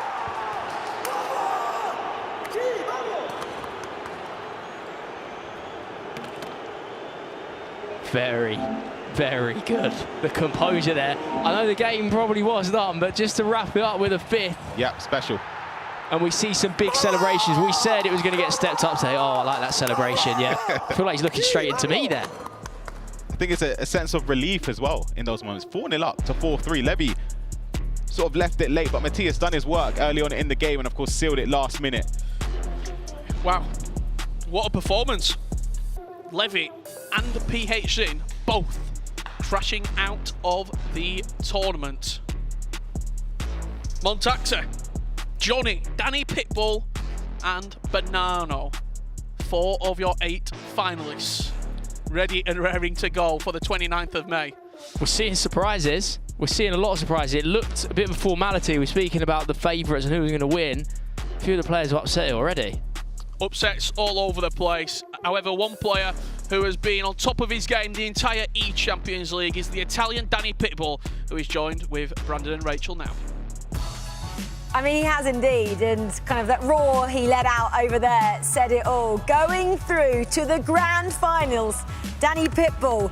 It's taken a few years to get here. Just sum up what it means for you. Sono voluti alcuni anni per arrivare a questo punto. Che cosa significa per te tutto questo? Diciamo che oggi avevo una grande pressione perché ho perso quest'anno penso 3 volte al turno decisivo, quindi sono davvero molto felice, ho lasciato andare via tutta la pressione che avevo. Yeah, it was great. You know, this year I've already lost 3 important matches, so this was amazing, and you've seen me, I've let the pressure go. You seem like you've been very calm, Danny, throughout all of your games. You don't react when you score, you don't react when you concede, or you don't react when things aren't going your way. Is that just the mentality that you have going into these big matches? Durante le partite sei molto calmo, non reagisci quando segni, quando subisci. È la tua mentalità e come ti approcci alle partite? Sì, assolutamente, è quello che faccio sempre, è un duro lavoro che faccio perché penso che la mentalità in questi giochi sia il 60% se non troppo, e penso che in questi 2 giorni avevo delle grandi motivazioni in me che mi hanno permesso di essere anche un po' cattivo con me stesso per raggiungere l'obiettivo. Yes, absolutely, that's what I do. I think your head is 60% of these games, and I'm very hard on myself, and I had a lot of motivation that pushed me through these 2 days.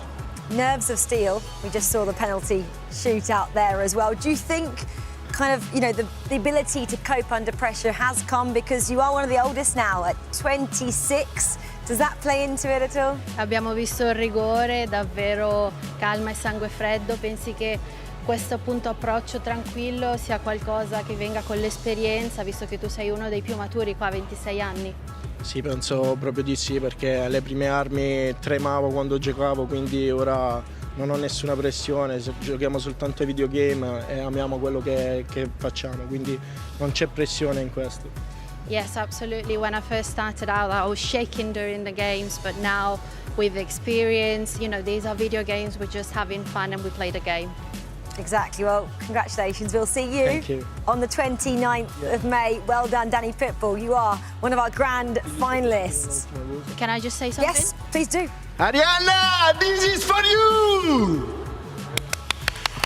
There we we go. Take him out. Thank you so much. Brandon, I mean, let's just have a conversation as Danny walks out. Thank you, Danny. We'll see you at the magazine in O2 on the 29th of May. The grand final is there. The fact that he now, as well, let's have a look at the bracket, plays Matty as well, Bonanno, who knocked out, obviously, Levy. Another Ajax player goes falling at this hurdle.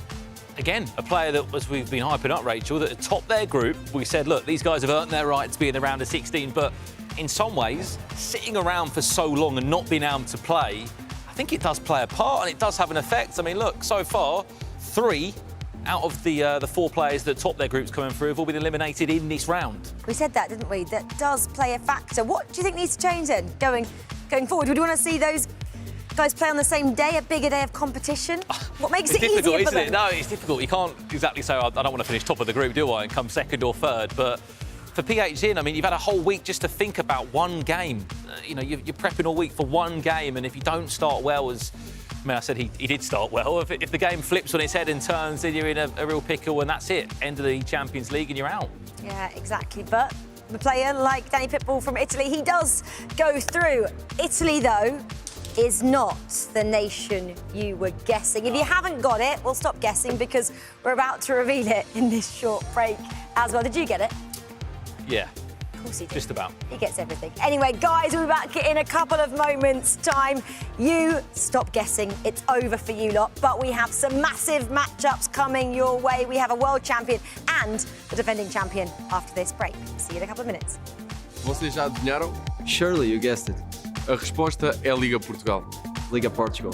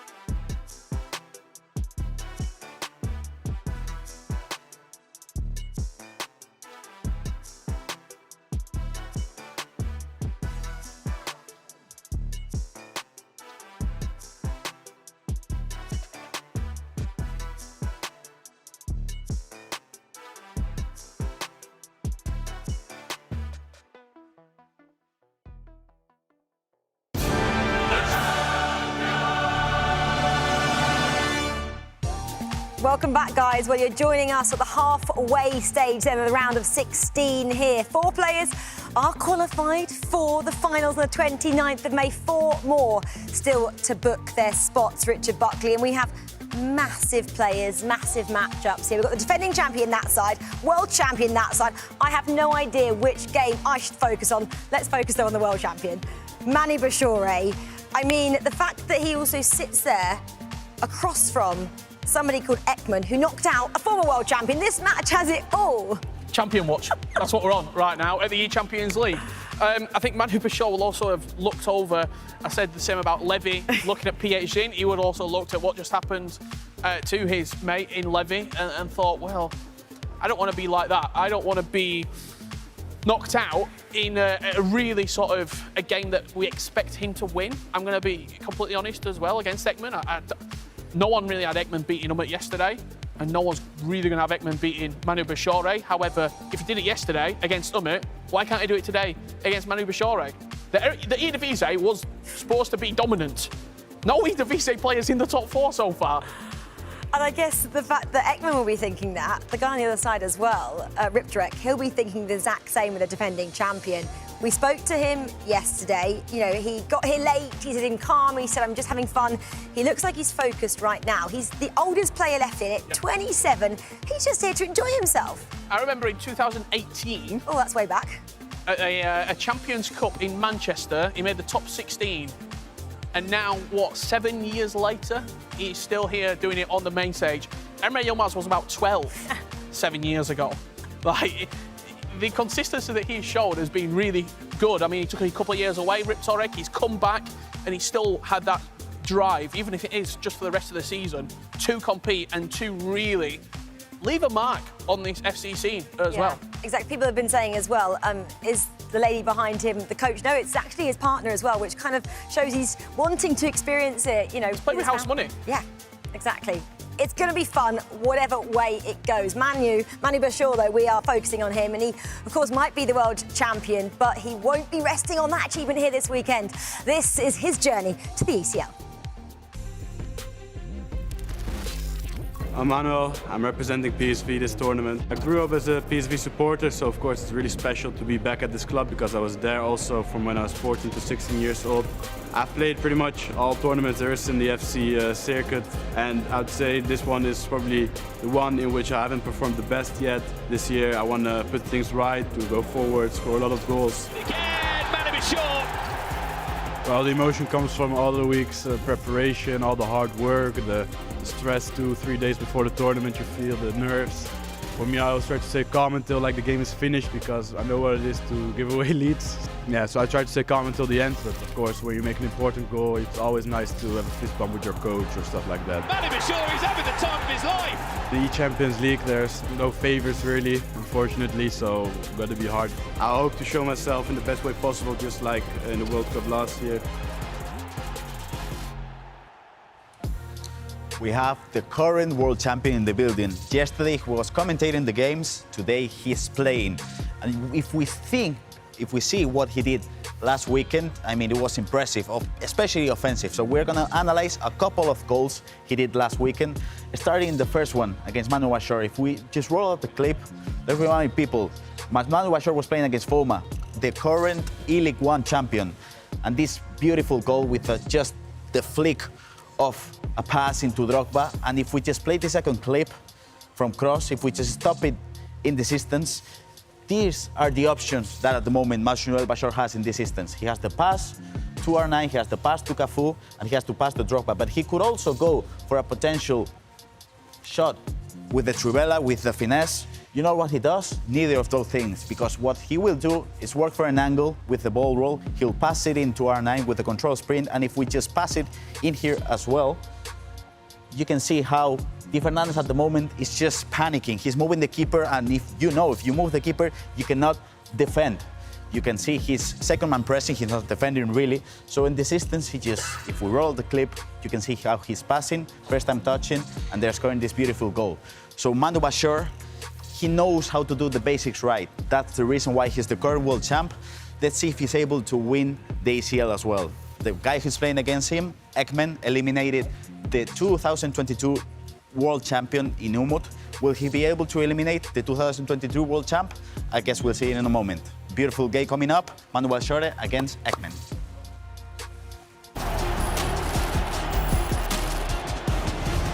As we join again, Manu Balshore. Ekman into the top 8, his best ever run in an eChampions League.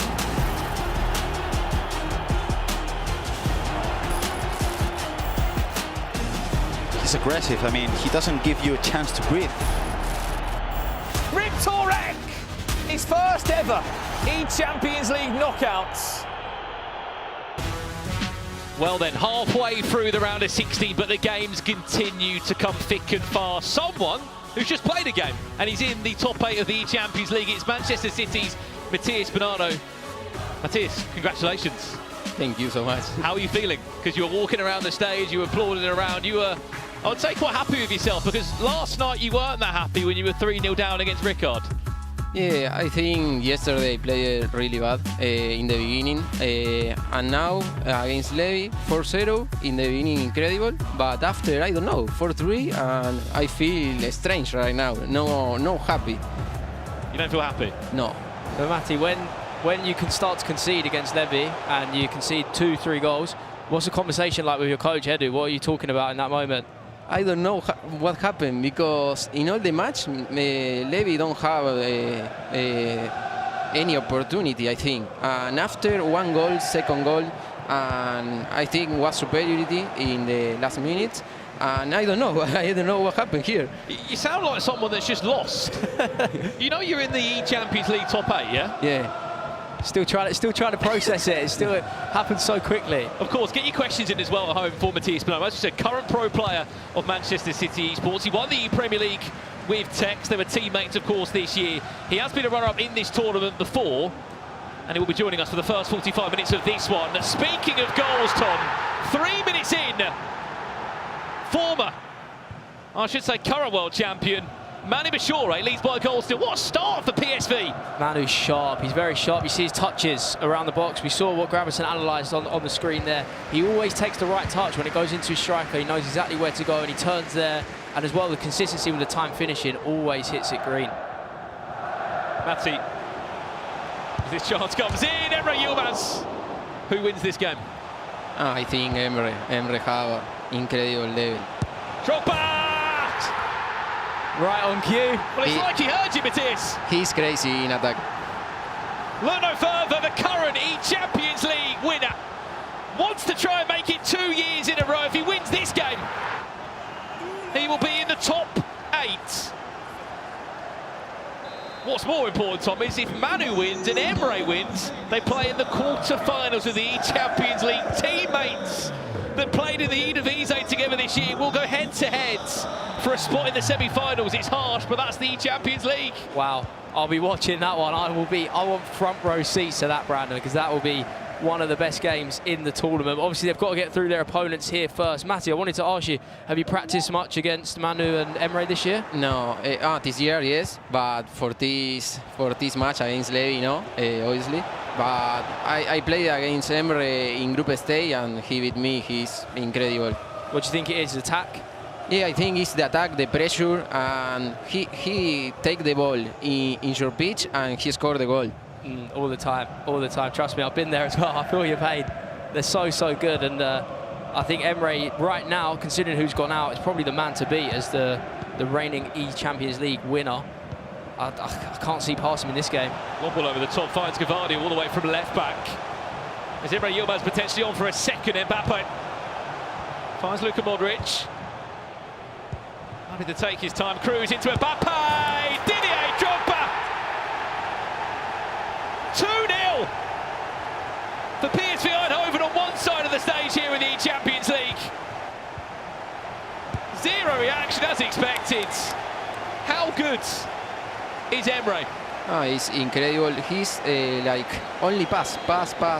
He's different than another player because so many players need maybe skills. He only pass and he score every goal.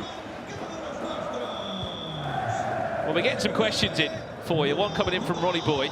While dribbling, what is L1 for, and how to use it effectively? like a skill, or like when you take L1 is run the player. I think it's very important in the wing. For example, against Levy, I take L1 and with Drogba, for example, for the fullbacks. I think in this formation is so important, L1 with the fullbacks. Yeah, I wouldn't use it too much with dribbling, more for triggering runs and making sure players are running in front, and mainly R1 for the dribbling. Yeah, R1 with Pirlo, as we've been talking about a lot, isn't it? Yeah, and then L1 just to trigger the runs. I think Matti will know, especially as the game has developed, how much people are triggering runs now. Always L1, R1, all the time. Right? Yeah, all the time. Because when you take L1, is like the pressure, all the pressure, the team is like more back the opponent. Yeah. So it's super necessary. Seems to happen more in these games than maybe a couple of years ago, right? It seems more than ever now. I see everyone triggering runs all the time. I think you see a feature of it in Emre and Manu's game here as well. Well, we can see both games here as Manu Bashir finds his second. If you're a PSV Eindhoven fan, you will be over the moon right now, because both their players are on fine form. You've got a world champion on one side of the screen and the Champions League winner on the other. And so far, they are cruising. I just had a message in the chat come in, Matti. I don't know how you can answer this. How do you stop corners? You can't, can you? It's impossible. It's impossible, really. You take Drogba or Haaland, something with aerial plus, and after, I don't know, it's like so difficult. Just had a message coming as well, Matthias. A lot of people saying how good your English is. Yeah, my English is better now, I think. It's very good. Of course, you will be back in the top 8 on the 29th of May on that Wednesday, which is going to be a cracking match when it comes through. How are you looking forward to playing against Danny Pitbull? Played him much? Yeah, I played against Danny in World Cup in 22. He's an incredible player too, but he's different right now in knockouts. It's so different. Another question coming in from the chat here, Matti. If you could choose one trophy to win, which one would it be? World Championship, obviously. Yeah. It's a dream for any player, I think. But Champions League is in second place for me. I mean, you came so close before, didn't you? Yeah. To the Champions League. We'll have a little bit of fun here on the Champions League as well, as the step over comes in R9, times it green. If you'd like to ask Matías Bonanno a question in Spanish, I'm sure you'd feel a bit more comfortable answering in Spanish as well. Yeah, obviously, in Spanish is better. We'll send a few in for you. Long ball comes in. It's a time group finish from R9. If it wasn't for Donnarumma, it could have been 3-0. Riptor Ektom here is sort of, as you can imagine, struggled to try and really get going. What can he do? I mean, we always say about breaking patterns and changing tactics and personnel, but you don't really want to be swapping any players in this early on. Yeah, it reminds me similar of the PH Montaxa game earlier, where PH was just attack after attack after attack, and Montaxa did really well just to keep it to 1 goal, and then in the second half he can move forward and play the way he did. But yeah, for Riptorek, I'd be looking and thinking just keeping it tight until half-time. If you're not going to make a change now, if you're not going to pause or change personnel, then let's not let the game get away from us too early. Well, what's happened over here? Club Brugge have got a goal back. Ekman, who's had a great tournament so far, knocked out Umit yesterday. Former world champion, he's pulled a goal back there, which is hugely important for him. Just a quick one, Matti. Do you know what the Mystery Nation is yet? What? The Mystery Nation. The mystery? I don't know. No? You don't know the Mystery Nation? Well, we did just put it out on stream not that long ago, so if you haven't got the answer yet, wind the stream back a little bit. Of course, that Mystery League was announced just before the last break. Pele, he's had quite a quiet day so far for Riptorek, trying to get involved in this attack. It's counter-attack here, Brandon. This could be dangerous, a 3-on-2 if he can move quickly. Asano back to Didier Drogba, a couple of step-overs. Nicolas Soleil does well, he had to be very convincing with that one.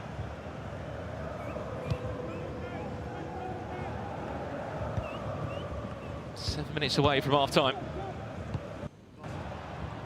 Well, we had a question coming in from Nacho Abaya, who, of course, was in the Champions League last week. Can you ask what, or tell us what he's asking you? Matti, you are so good. He said that. Nacho, You can answer in Spanish. Yeah, no, it's not question. It's like you are good.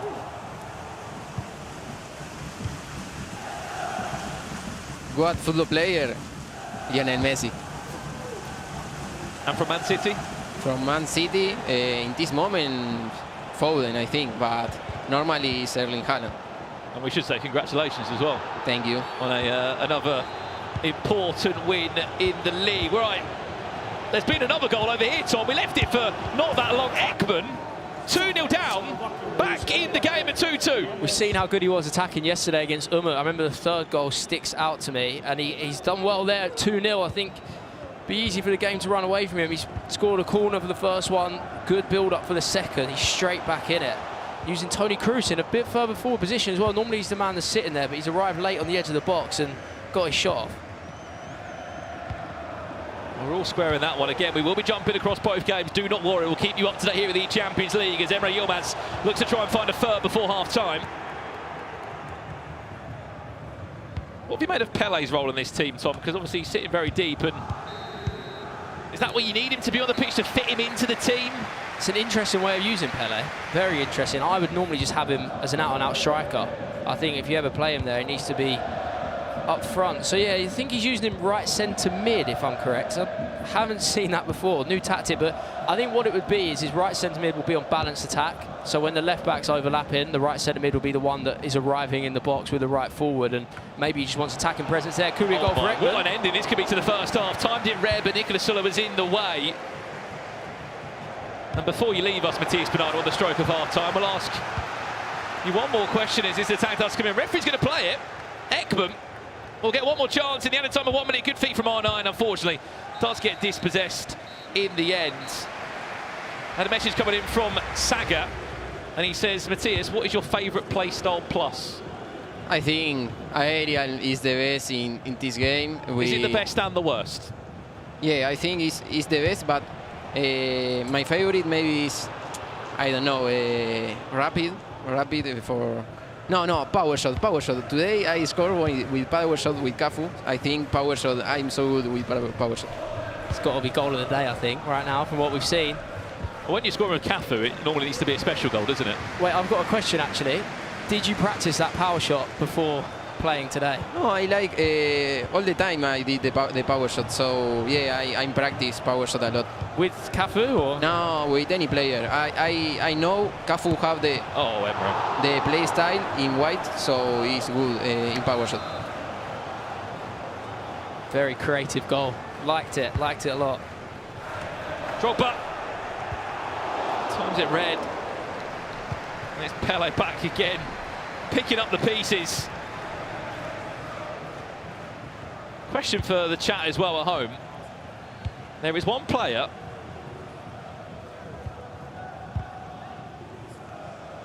that has been in these teams. Well, of course, alongside many, has got 3 play style pluses. Toni Kroos obviously got himself that road to the final upgrade not so long ago. Real Madrid making it to the stage. Can you tell us at home, what are the 3 play style pluses that Toni Kroos does have? And we'll have a little bit of fun with you at home. We'll get some answers up on the screen. I'm sure we'll quiz Matthias Bernardo to tell us. Do you know them? Toni Kroos, ping pass. Well, don't tell us all of them. Ping pass is one. Yeah. We'll see if the chat can get the other ones. Okay. There are 3 in total. Here's Cancelo now. Rick Torek still trying to get back into this time.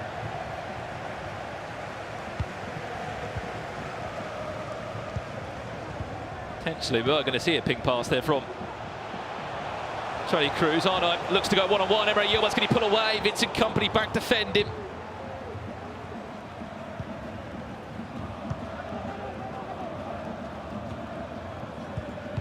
Just got to try and break into this game somehow, Tom, hasn't he?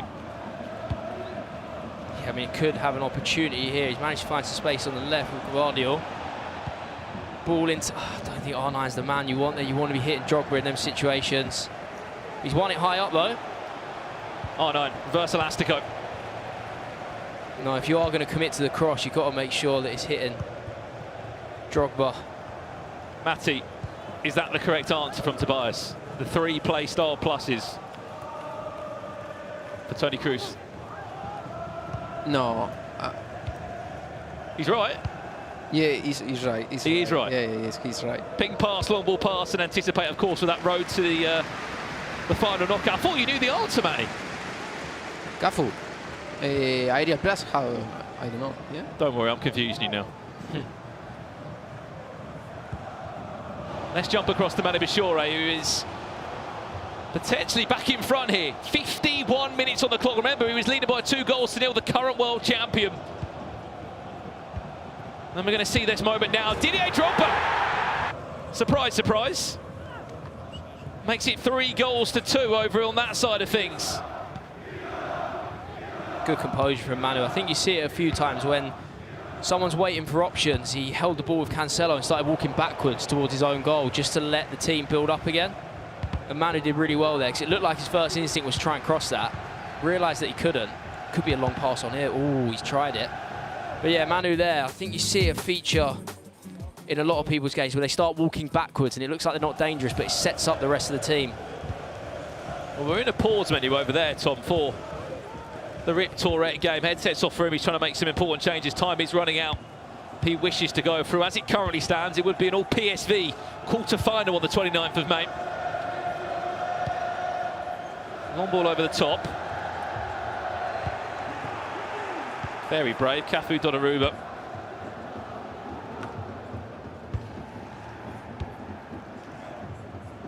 Happy to play it around and find Ekman maybe another chance to get this ball forward. Gabriel Jesus.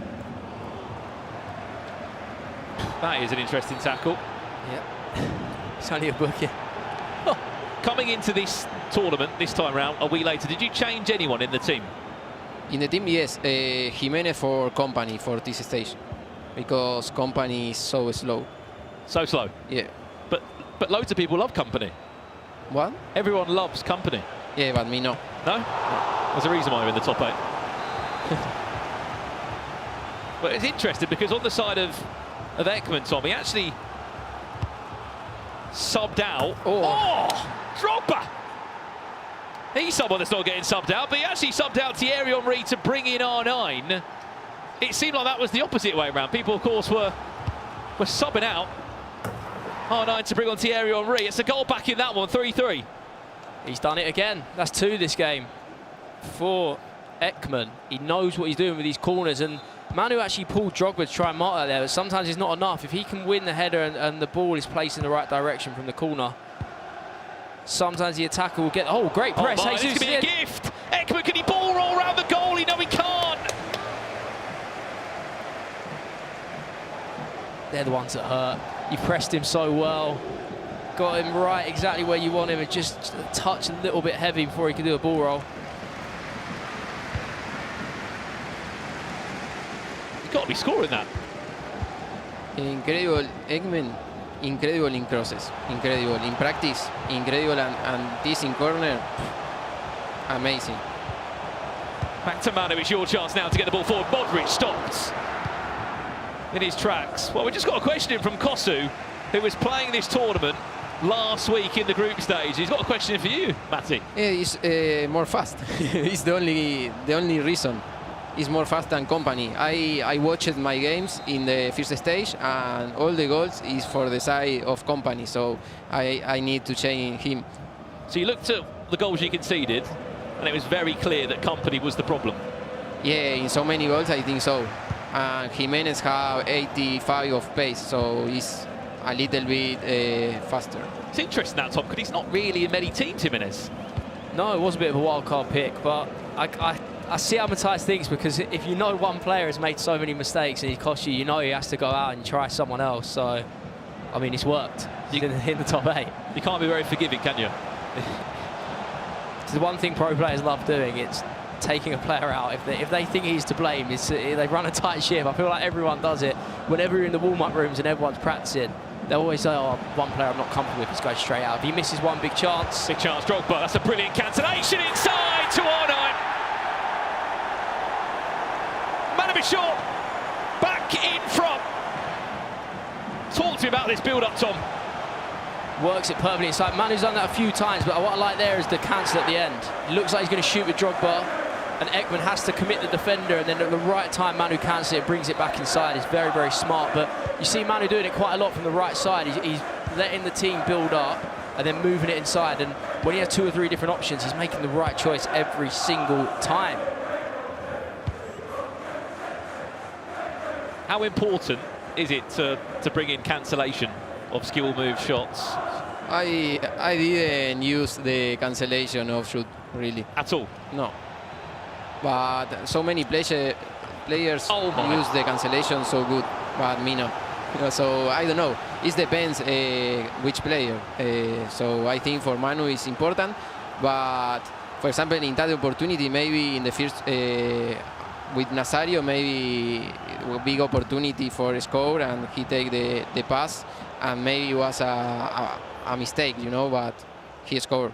Why don't you cancel moments in the game? Do you don't feel like you need to? Or you feel like you back your ability that much that it's not something that you need? No, I don't need that, I think. For Manu and for Emre, I think it's more important for the attack, but for me, no, I take the ball and I shoot. It's different, I don't know. There could be another chance here for Manu, who looks to try and pull away with a second goal. It would give him a 2-goal advantage. Modric tries to disguise that pass into the Drogba. Interesting that though, Tom. I mean, look, if you back your ability, you don't feel like you need that extra, maybe question mark going forward, then don't use it. I think some players are like that, where they realise they play to their strengths. You don't need to know absolutely everything in the game to win and be the best. If you're a master of certain things, I think that's better than being, you know, maybe good at everything. It might be better to master everything and then be confident in your play style. But if you're trying to watch and think of what every other pro does and try and copy it, it's too much, way too much to have all of them. So I can see why Matthias thinks Well, it's sort of like the priority list, isn't it? Corners, number 1. And then we work down from there. You can see some of the games that are coming up your way. It's a La Liga FC Pro Classic there. Di Fernandez against Neat, a rematch from the Cup earlier on this year. And you would have just seen Levy thin and Luca just lining up ready. Here's Didier Drogba, Manu. What a tackle, or not, just about. Keeps possession as Manu. Back to Luka Modric. Cafu. Final 10 minutes, keep your questions coming in. Matty, there's another one coming in from you in Spanish. I'm guessing that says favourite defender? Yeah, favourite defender. Yeah. Good Spanish, good Spanish. No, mi defensor favorito es Van Dijk. Van Dijk is the best. Lamentablemente en este torneo no se puede usar porque no tiene carta de la Champions, pero Van Dijk para mí es el mejor. So you basically just said there, Matty, that Van Dijk's the best player in the game? Yeah, in defense, obviously. And Manny Bashir might just be one of the best players left in the eChampions League. It's a 2-goal swing. And he is slowly but surely, Tom, pulling away with 8 minutes left on the clock. Big celebration. He knows that's the one to kill the game. Look at that, yeah. 8 out of 10, maybe 6 out of 10 on limb scale. He actually didn't go as crazy as I thought, but yeah, he knows that's the goal to set him apart there, and I think he'll win from there. He shouldn't throw that one away. Well, we've just had a full-time result in one of our other games. The headline news over there, Emre Yilmaz is through. Rip Torek, commiserations. He is eliminated from the Champions League. I mean, there's been a lot of talk about Emre Yilmaz. Graverson's been speaking, obviously, about how good he is and how much he thinks that he can go and do it again this year, Tom. Look, he's in the top 8 again. Yeah, it's impressive, especially after watching his Eredivisie teammates drop out. He's the first to stop the trend from Zin and Levy. Yeah, he's playing at a different level, and there must be something he likes about the eChampions League. To win it and then go straight back into the top 8 is not easy at all, and right now looks unstoppable. And on the other side, commiserations, Rip Torek, as Richard was saying earlier, this is a player that has been competing since 2018. We will hope to see you again, my friend.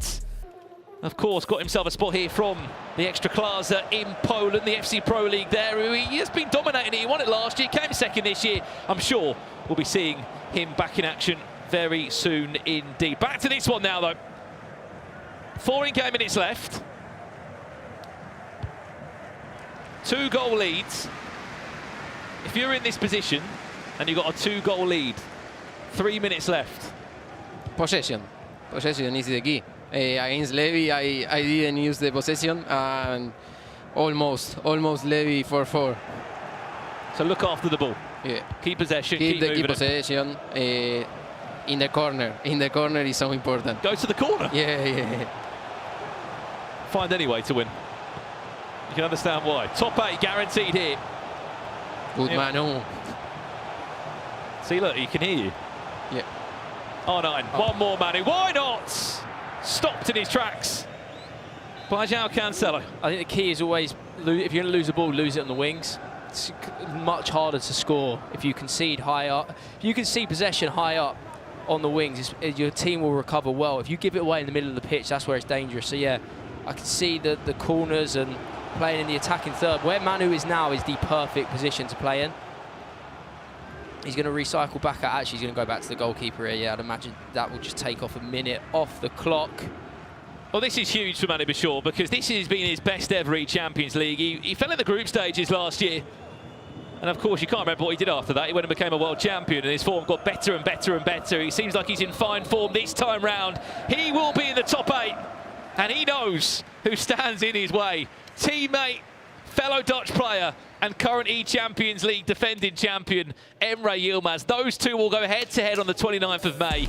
Commiserations to Ekman, who looked on, has had a brilliant tournament. He was really the surprise package from the group stages. Yeah, I think people probably written him off a little bit. Didn't expect him to get through the groups. Did that. Managed to get a win against world champion, or previous world champion, Umut. And he's shown how good he was there as well. He's not made that easy. And Matthias, before you go, Emre Yilmaz against Manu Bashir. What a game. Who wins that game? It's so difficult. Emre and Manu, they are incredible players. But I think, for me, Emre. Emre to come through. Right, you've got 10 days until we see you again in London. What are you going to do for the next 10 days? I think I need to improve in the last minute in defense because against Levy 4-0, 4-3, I think it's the best thing to improve for me. Amazing. Tommy's been brilliant, hasn't he? Look, he's done enough to get himself a top 8. Thank you so much for joining us on the commentary. For now, we're going to pass over to our very own Ryan Passau, who is with the defending eChampions League champion, and he's already in the top 8. Thank you, Brandon. Joined by Emre Yilmaz. It was a top game, of course, winning 2-0. The only player to win a knockout game with a clean sheet. We're not going to talk about your defence. We're going to highlight your attacking in this game. And it started off very early in this game against Riptorek. 7 minutes in or so, you would have seen this chance. It did hit off the inside of the outside of the post. Sorry. Yeah. As the clip plays out, though, you've got the ball with Cafu. You're looking to recycle possession, and I'll pause it just here perfectly. In this situation, of course, Drogba's in possession.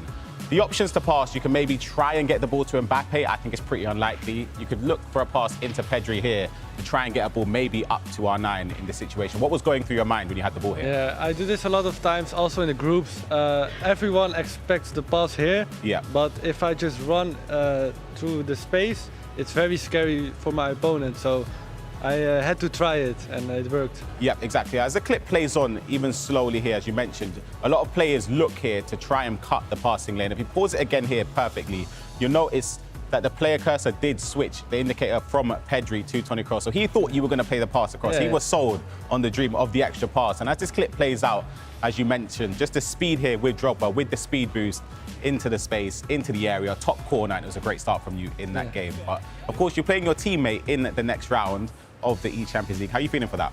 Yeah, it's a difficult feeling. Manu is one of the best players and one of the best players attacking, defense. So it will be a very tough game, but it's normal when you have top 8 in the Champions League. So everyone is tough.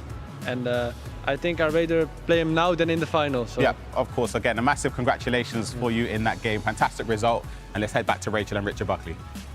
Thanks so much, Rai. Yeah, Emre Yilmaz, wow, is what I'm going to say. You know, the fact that he didn't concede a goal there, he looks like the one to watch. I like that he just spoke about potentially facing Manu, a player he knows so well. That's difficult, Rich, isn't it? I think all the games today, this was the round where you probably favoured the two favourites more than any other round.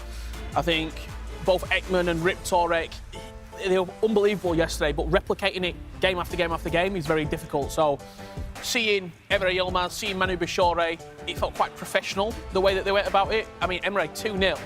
Like, he got his goals and then just said, you're not scoring. And that game in the quarterfinals is going to be box office. I can't wait. For me, I hate they meet there as well. I want that to be kind of like a final. But Ekman, he did get 3, didn't he? Past the current world champion. That ended 5-3 in the end. But as you can see then, most of our quarterfinals are complete. Go on, Rich, what's that noise for? I mean, just look at it. Montaxa Johnny, Banano Danny Pitbull, the all PSV classic. Manu Bishori versus Emre Yilmaz, and we've still got 2 more quarter-finalists left to fight. Yeah, and obviously that will be the another quarter-final and potentially a semi-final. Whoever gets through will play either Manu Bishor or Emre Yilmaz. So next up, we have got Levi Finn, of course. He's up against Luka Negua, and then we've got Neat against D. Fernandez. Can you look at them and think they're as clear-cut as the ones we just saw? In one of the games, yes. I think Neat beats D. Fernandez, because we've also seen it. I think history will repeat itself. They took on each other in the FC Pro La Liga Cup, where Neat beat him. I think Neat does beat him again. I think Levi Finn versus Luka is an interesting one, because it could go either way. Luka with the set plays, Levi Finn probably a little bit more of a more complete game, but whoever plays better, I think, probably takes it. It's going to be a very, very tight game, that one. Yeah, well, they might get, mightn't they, to take on someone like the world champion, Manu Bishor. And let's actually go to his game, because we do have a MasterCard moment of the match from that one. And it was from when Manu did take the lead over Ekman, Rich. Yeah, Manu, it was a very interesting game because he was playing well, but Ekman was scoring. And then he found himself in a situation, 22 minutes left to play, 3-3 the scoreline. And when you're in these tight games, you just need a little bit of quality. That cancel there from Drogba, really nice. Just opened up an inch of space in the box, and you can see what that goal meant to him as well. He doesn't celebrate loads, Manu Bishore, in these matches, but I think that goal for him was just a little bit of clearance he needed on Ekman. He went and got the 5th shortly afterwards, and a good performance in the end to win 5-3. Ekman must leave as well, going, well, I've taken down one world champion. I've put myself in a really good position, kind of for the rest of the community going forward. Yeah, absolutely. I think he's done Belgium proud. He's performed really well. He came in as a minor league champion. I think that also gives a lot of confidence to other players coming from those minor leagues that you can have an opportunity. You can sort of go with the big dogs of the scene, and you can take them down. Unfortunately, a tough game. A world champion has his number on this occasion, but that ultimate victory will live long in the memory for Ekman. Yeah, exactly. Well, 2 big dogs stayed in the competition in that round. One final round coming your way after the break. But during the break, well, we've got a feature from Turkish Airlines, one of our partners. Turkish Airlines, widen your world. They took our players out on the London Underground to see how well they know the tube. Rich, spoiler, not very well.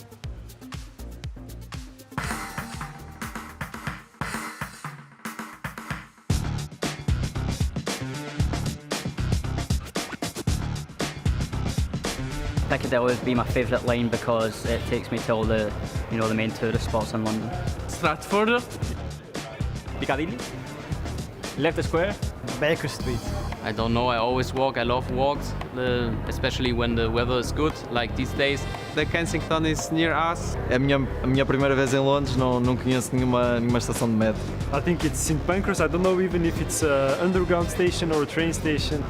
I don't know any. In underground? No one, zero. I never take the... Never.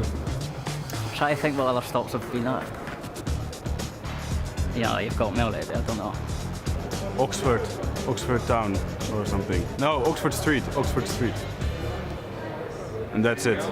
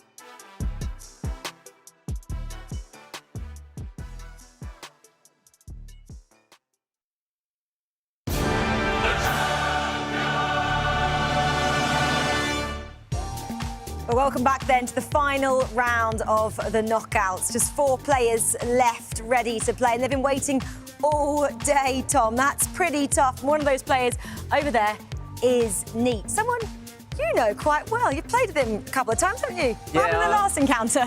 I've played Neat for years now, but last encounter I did actually beat him, so that's why we've chosen him. I wanted to get that in before we start analysing him, but yeah, Neat I think is attacking the best player here, definitely. He's so skillful. Got so many different options and he's so hard to defend. Should we have a look at some of those skills in the first clip as well? Because that is something that not all the players do. They sometimes play it safe, don't they? Yeah, you see some people play effective. They look for crosses, or maybe they're just looking for the quickest way to goal. But Neat, he's got a little bit of flair. He actually reminds me similar to Tex and the way Tex can play. So we start this clip, you see he's got a lot of options going forward. He wants to score goals. And we stop it here. We stop. When he gets there, he takes the big touch. And he had an option already. He's decided to go in here. Now you're thinking, probably going to shoot, right? He gets a shot off from there. He has an option that some people might not see in R9. He just uses a little skill move, little half drag back, flare pass into R9. Now, he's got it with R9. We're going to stop it again. Probably thinking he's done enough, right? He's going to shoot, not for Neat. He wants that little bit extra every time.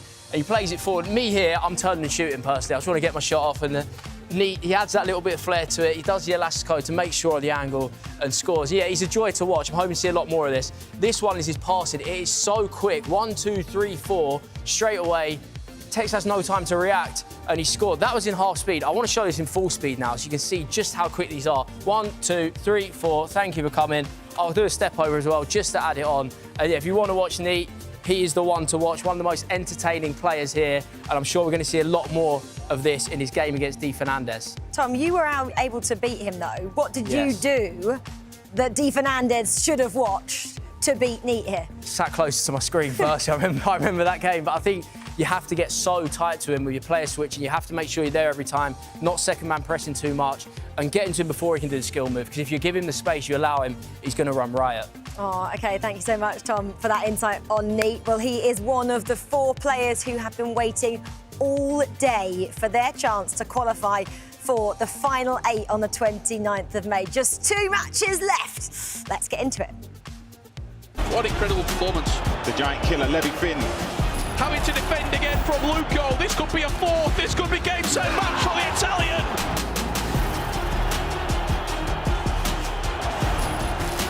And here's Mbappe all the time in the world. The one more pass. You know he's going to take it.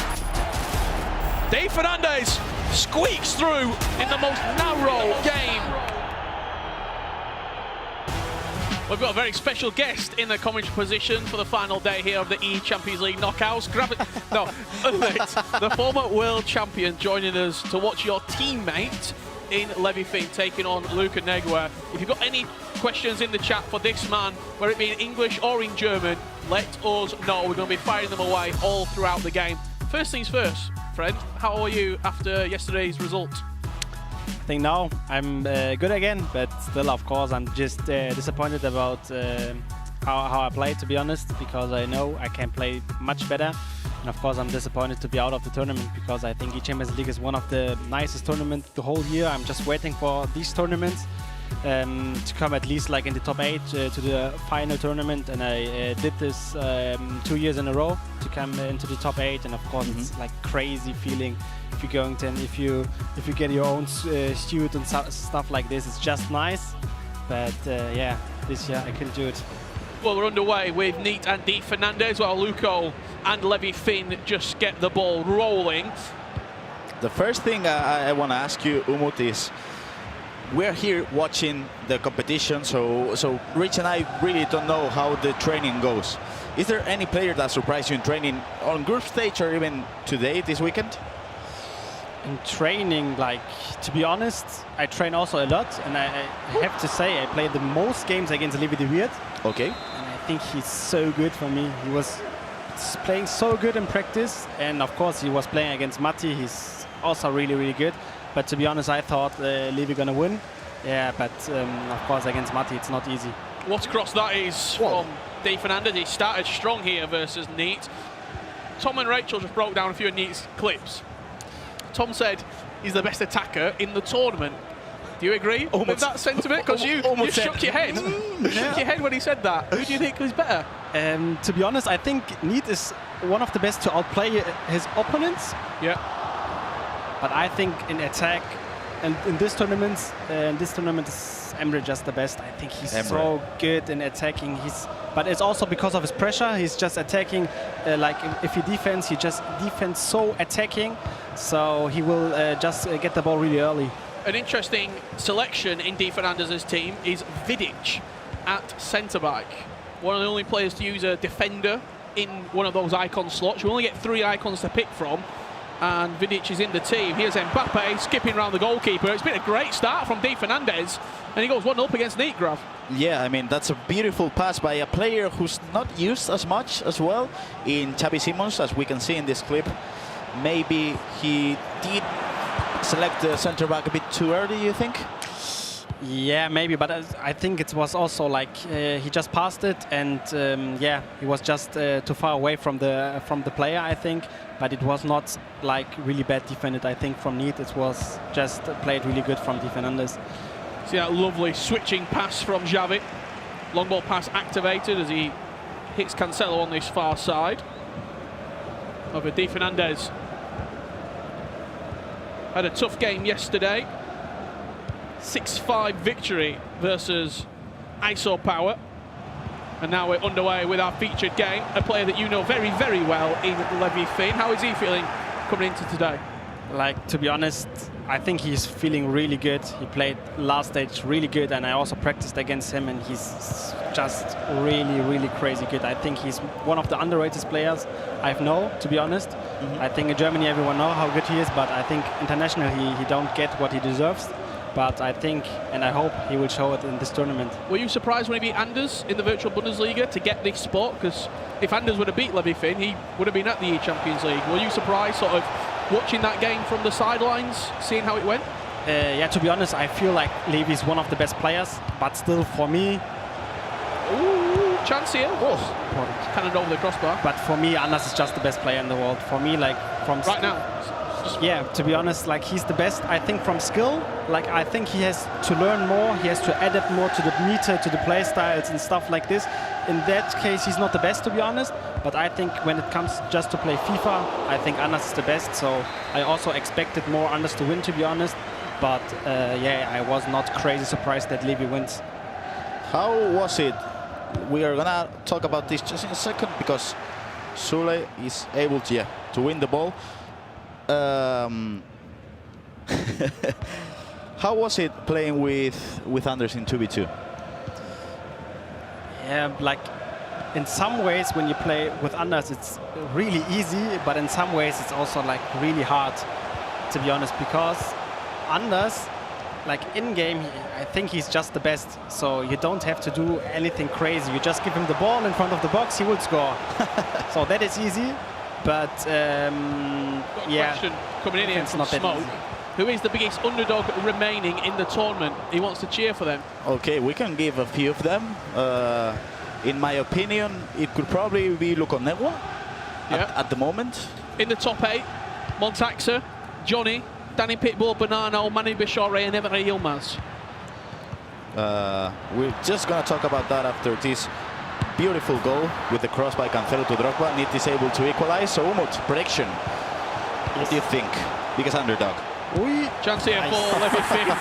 Yeah. He also said to us before we started, can I be favouritism? Can I cheer for Levi Finn? You can. You're wearing the shirt already. I mean, yeah, I just want to know, because like I could pick which matchup I could like commentate. Yeah. So I just asked. Yeah, I picked this one because I just asked before that, can I be like that I want to Levi Finn to win? Because if I wouldn't do it, I would just take the other game, to be honest.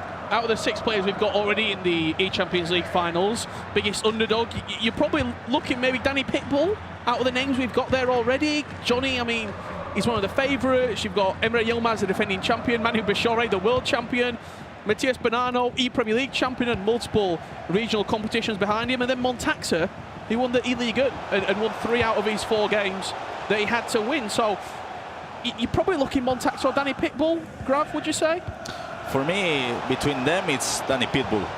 just because Montaxer is... let's talk about this in a second, yeah. Montaxer, we don't talk about him too much on commentary, but as just Umut said, he's one of the best players in the world. And I was talking with Edu, like, what do you think about the PH scene against Montaxer match? And he told me, I think you guys underestimated Montaxer in a way, because he's the current E-League 1 champion. I remember watching him in Paris at the E-League and finals, and out of the 4 players on the stage, Fuma, Montaxer, Curtadilo and Lex, he was playing the best FC out of the 4 of them. And he was the player who actually played in that final match for FC Lorient to lift the trophy, defeating Lex in dramatic fashion.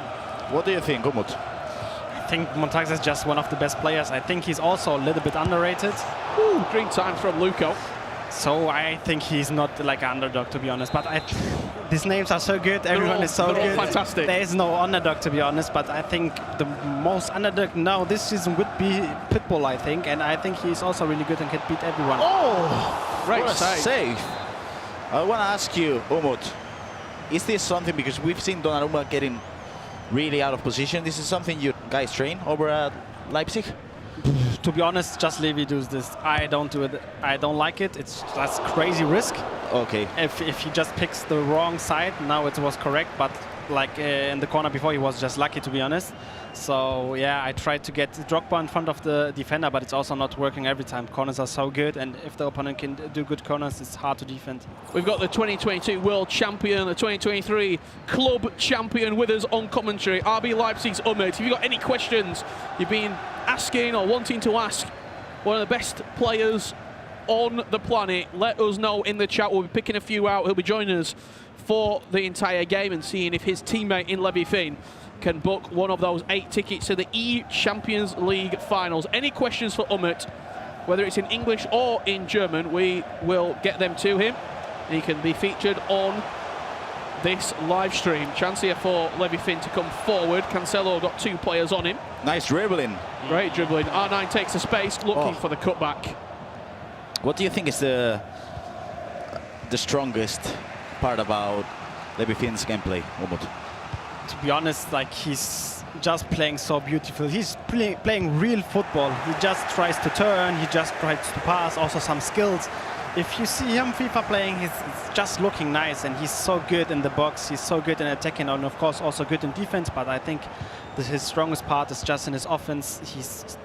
If he plays just his play, how he plays normal, I think he will like win for sure. We've got the great switch of play in this instance. Let's see if he is able to knock it down. Passing to Pirlo. Possible cross into Drogba, and a beautiful goal coming in from Levi Finn. Drogba was able to knock it down. Then Pirlo with the player lock coming into the air, Drogba as well. I mean, there's not much you can do defensively wise, right, Umut? Yeah, to be honest, not. He tried to defend the first cross with player lock. I think it was the right way, to be honest, but still, Luka Negro just played it really good. I think Pirlo has also the cross play style in white, so the cross was really good there in this situation, and yeah, it was hard to defend. Big goal just before half-time. Coming in for Neat, dinked into the box for Drogba, acrobatic finish, straight past the Fernandez, and after trailing 1-0, he will go into half-time 2-1 up. Luco coming forward once again, representing FC Torino. That's whipped into the box, however, sails over all the heads. Damien asking a question, Umut, do you have any defensive tips? Yeah, of course, it's... Could be a chance for Pirlo. Red timed. Was that a creative run? Yeah, it was a creative run. He used it a lot, to be honest. We'll get to your question just after this corner comes in, Damien, because it could be a chance for Levi Finn. Drifted into the near post, Drogba versus Drogba. Any defensive tips, Umut? Yeah, of course, it's like hard to say because I don't know how good someone is. But I think the first thing you have to learn to be really good, you have to switch your players with the right stick. I know a lot of players, and of course a lot of friends of me, for example, in real life, they switch the players with L1. But with L1, you can't choose the player that you want. So you have to choose your players with the right stick, and also you have to learn it like, I think 1 year or something. If after 1 year you can do it maybe really good, but you will have much problems in the beginning. But to be really good, you have to learn it. He's been very dangerous off corners the entire eChampions League campaign, has Luko. He's gone to the front post on some, the back post as well for Drogba. Let's see what is coming in his repertoire this time around. It's floated in, but Donnarumma very easy to get onto the ball. Abo Oof is asking a question to Umut as well. Advice for a new player who wants to participate in this tournament. Umut. Of course, you just have to play. I think also like tournaments, like small tournaments, like for example Blackie Cups or other tournaments where you can show that you're able to be good. Wicked Wednesday. Yeah, Wicked Wednesday, for example. But if you win any tournament of that, of course, then you show that you're really good. And if you can show that, maybe you will represent any club. And Emre asking what's the best skill move to open shot chances. So the best skill moves inside the box. We can just say one. Just one. The first that comes to mind. Step over. Step over. What about for you, Grav? Reverse elastico. You're not bad yourself. I'll let you in on the pro questions as well. Reverse elastico. Yes, step over. Here is Mbappe. Look for those skill moves in the final third. Yes. Drogba just taking a little step to his left and firing into the back of the net. I mean, there's not much to say, right? You just mentioned it, the step over, which was amazing. And then the dribbling was really good with Drogba, the left stick dribbling. He was a bit lucky. I'm asking questions of Sule. Anticipate Plus, the brand new play style that's just been added to him. Yeah, I think look at defended He was, of course, lucky, but again, the left stick dribbling was good. Yeah. And that's something that I think we should talk about Levy. I mean, in the match against Nicolas, I remember the third goal, the left stick dribbling was amazing. And then the first time passes inside the box, pretty similar to the first goal in this game. He's just really good and creative inside the box. Yes, he's really good in that. Could be a chance here for Luko just before half-time. The other match in the final round, Neat still winning 2-1. 53 minutes on the clock versus Di Fernandez. I'm sure we'll head on over there at half-time. Luko going to get the last chance of the half. Vincent Kompany defends well. Back to Donnarumma, and it's cleared long for Levy Finn. He will go in 2-1 up. The action doesn't stop as Neat and Di Fernandez going head-to-head. This is a match, Grav, that you saw live happen. I believe it was in San Sebastian. San Sebastian, yeah. Neat was victorious versus Di Fernandez. What would Di Fernandez have learned from previously playing someone, and then you're going in to play them again now? You have to play in a different way, because in the way, I mean, Neat won convincingly, and I do think now, as we have this chance. Di Fernandez coming forward, Gvardiol back to Mbappe. That's great left stick dribbling. Really unlucky. I do think now at the moment, Di Fernandez is using so much more the play styles, with the whip cross, with the L1 coming into Drogba as well. But he has to stop these passes into the right back, because he knows if Neat's able to, build up from the inside and then get the long ball pass into the fullback, he's going to put you inside your box, and that's going to be tough for you. We have this beautiful chat of Johnny, Edu, Matti, and I think that's Feldman. So yeah, that's a really good time to ask you a question, because you played Johnny, the Virtual Bundesliga. What makes him so good at the game? Yeah, I think he's one of the best at the moment. And like, he's just playing so different to everyone else. He's not playing like anyone. He's playing a different formation to anyone. He's just like, he's doing a lot of long balls, to be honest, and he's defending so good. I think he conceded maybe 4 goals in this entire eChampions League. You're correct, 4. Could be a chance here for Di Fernandez. It was Cruyff into Mbappe, but Neat defends well. We can just see PH in there. Obviously, he was knocked out earlier on. How surprised were you watching that game? Of course, I think everyone thought like PH isn't going to win, because he was just a favorite. He's one of the best, but yeah, Montaxa is so good, so I was not crazy surprised that Montaxa win, because I knew, okay, maybe it's a 60-40 match, but not more, I would say. I think like Montaxa is just crazy underrated. 30 minutes just about to play here. Neat leading 2-1. However, it's not been convincing, Gravison. Not really, no. Di Fernandez has started to get a little bit more of the ball since we've been watching. He's been creating chances, especially on this left-hand side of the pitch through Drogba. Cruyff is the only player to use Cruyff in his team. And also Pedri linking it up in the middle of the pitch. That's going to be a switch of play. You saw it all day long. This is good. I like this. Thanks, production. 2-1 in both games. Chance for Di Fernandez, floated to the back post. Drogba wins the header, but he's just offside. So I got a question for you, Umut, as well. Obviously, the two star players in Leipzig are Anders and you, but this is a great chance for the people to see Levy as one of the best players in the world. Do you think sometimes it's hard for him to shine in the international stage, being beside such big stars as Chance for Neitz, good save. Yeah, of course, it's not easy for him, to be honest, because also like in the virtual Bundesliga, me and Anders, we played like the most of the matches, and also in the DFB Pokal, me and Anders just played. Yeah, it is how it is. It's not easy to have 3 good players, to be honest, and but we are like, I think our chemistry is really good. So we just talk to each other, we are just honest, and we player also decides who plays. We just talk with our coach Freminator, but he will never say, okay, you play and you play. We can decide. Joint decision. Yeah, it's a decision just for us, everyone, and yeah, we managed that really good, to be honest. Again, a couple of chances falling Di Fernandez's way. That's 3 goals to 1. Levy Finn, as he looks over towards the commentary position with a big smile to Umut. Oh, what a guy. We got to get a replay on that. But yeah, this is a similar goal that was scored. Let's see the way he just looks at Umut and just greets Umut from the distance. You can see. Got to be happy so far with what you're seeing. Yeah, like it's just like how he plays, just around the box. He wants to try like to get him in the box, the defenders, and just passing until he can shoot. And right decision to shoot in the long corner, just a perfect goal. Were you surprised to see Levy beat Nicolas in such a convincing way?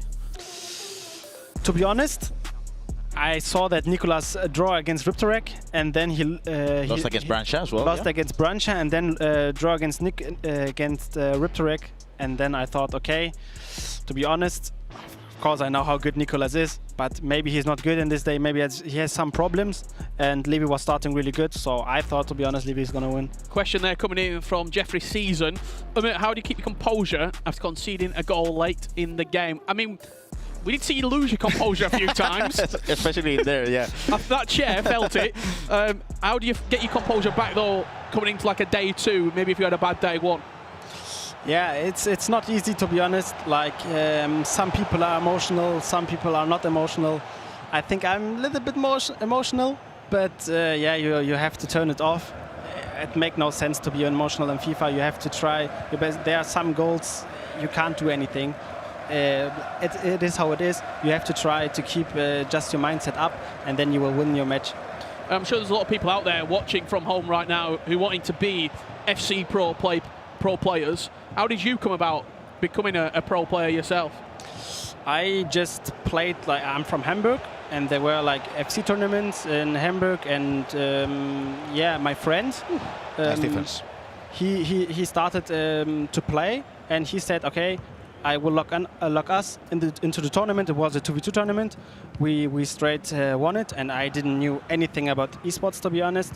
But we managed to win it, and then after that they called us and said, if you want to play as a talent for Hamburg, to play FC for Hamburg, and of course I wanted to play there. I think I was 15 at this moment. When was this? 2019? 18? It was in FIFA 19. Okay. At the end I was 16, I think. Yeah, because then in 2020 you played in Atlanta, you played those great tournaments. Yes. And then I got a good opportunity because, to be honest, in these days you also needed to have a little bit money to pay into your team. Otherwise it was hard to compete. We just had a big shout from across the stage. There's been a goal and it's fallen Neat's way. Xavi Simons creating, dig to the back post for Drogba, who wins the header, and have a look at this reaction. That's a big celebration, and this could be huge as well. Whoa, what a build-up coming in from Levy Finn. But yeah, I think Neat celebrated that goal as he did, because he's not a player that's used to crossing, but sometimes you need to do those things to win matches. Corner whipped in all the way through, and it'll be Tony Kroos picking it up at the back post. So once you sort of got that opportunity with Hamburg and then started to realise how good you really were, and what, within 3 years you were world champion? Yeah, I think so. And Crazy, isn't it? Yeah. after 2 years. Oh, Nice. what a finish! Oh, this guy. I mean, green timing with the left foot.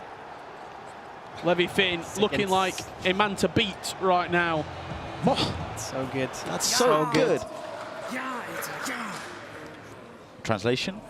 Yes, but Alta, you can't translate. It's just like a fill word. It's like just yes, man, yes. Di Fernandez, after just conceding, came right back up the other end. Wow. That is an outstanding pass. But And that's probably the reason why he's using Cruyff, right? The passing stat has to be so much better than R9. But what were you thinking, Umut? Yeah, I think it was not a good goal, to be honest. I think he didn't wanted this pass. Never. Well, he wants that pass to Drogba at the back post. Donnarumma with the save. He's now clearly going to be constant pressing. He's going to be pushing bodies up the pitch. And you've got 7 minutes, if you are Neat right now, to try and see yourself into...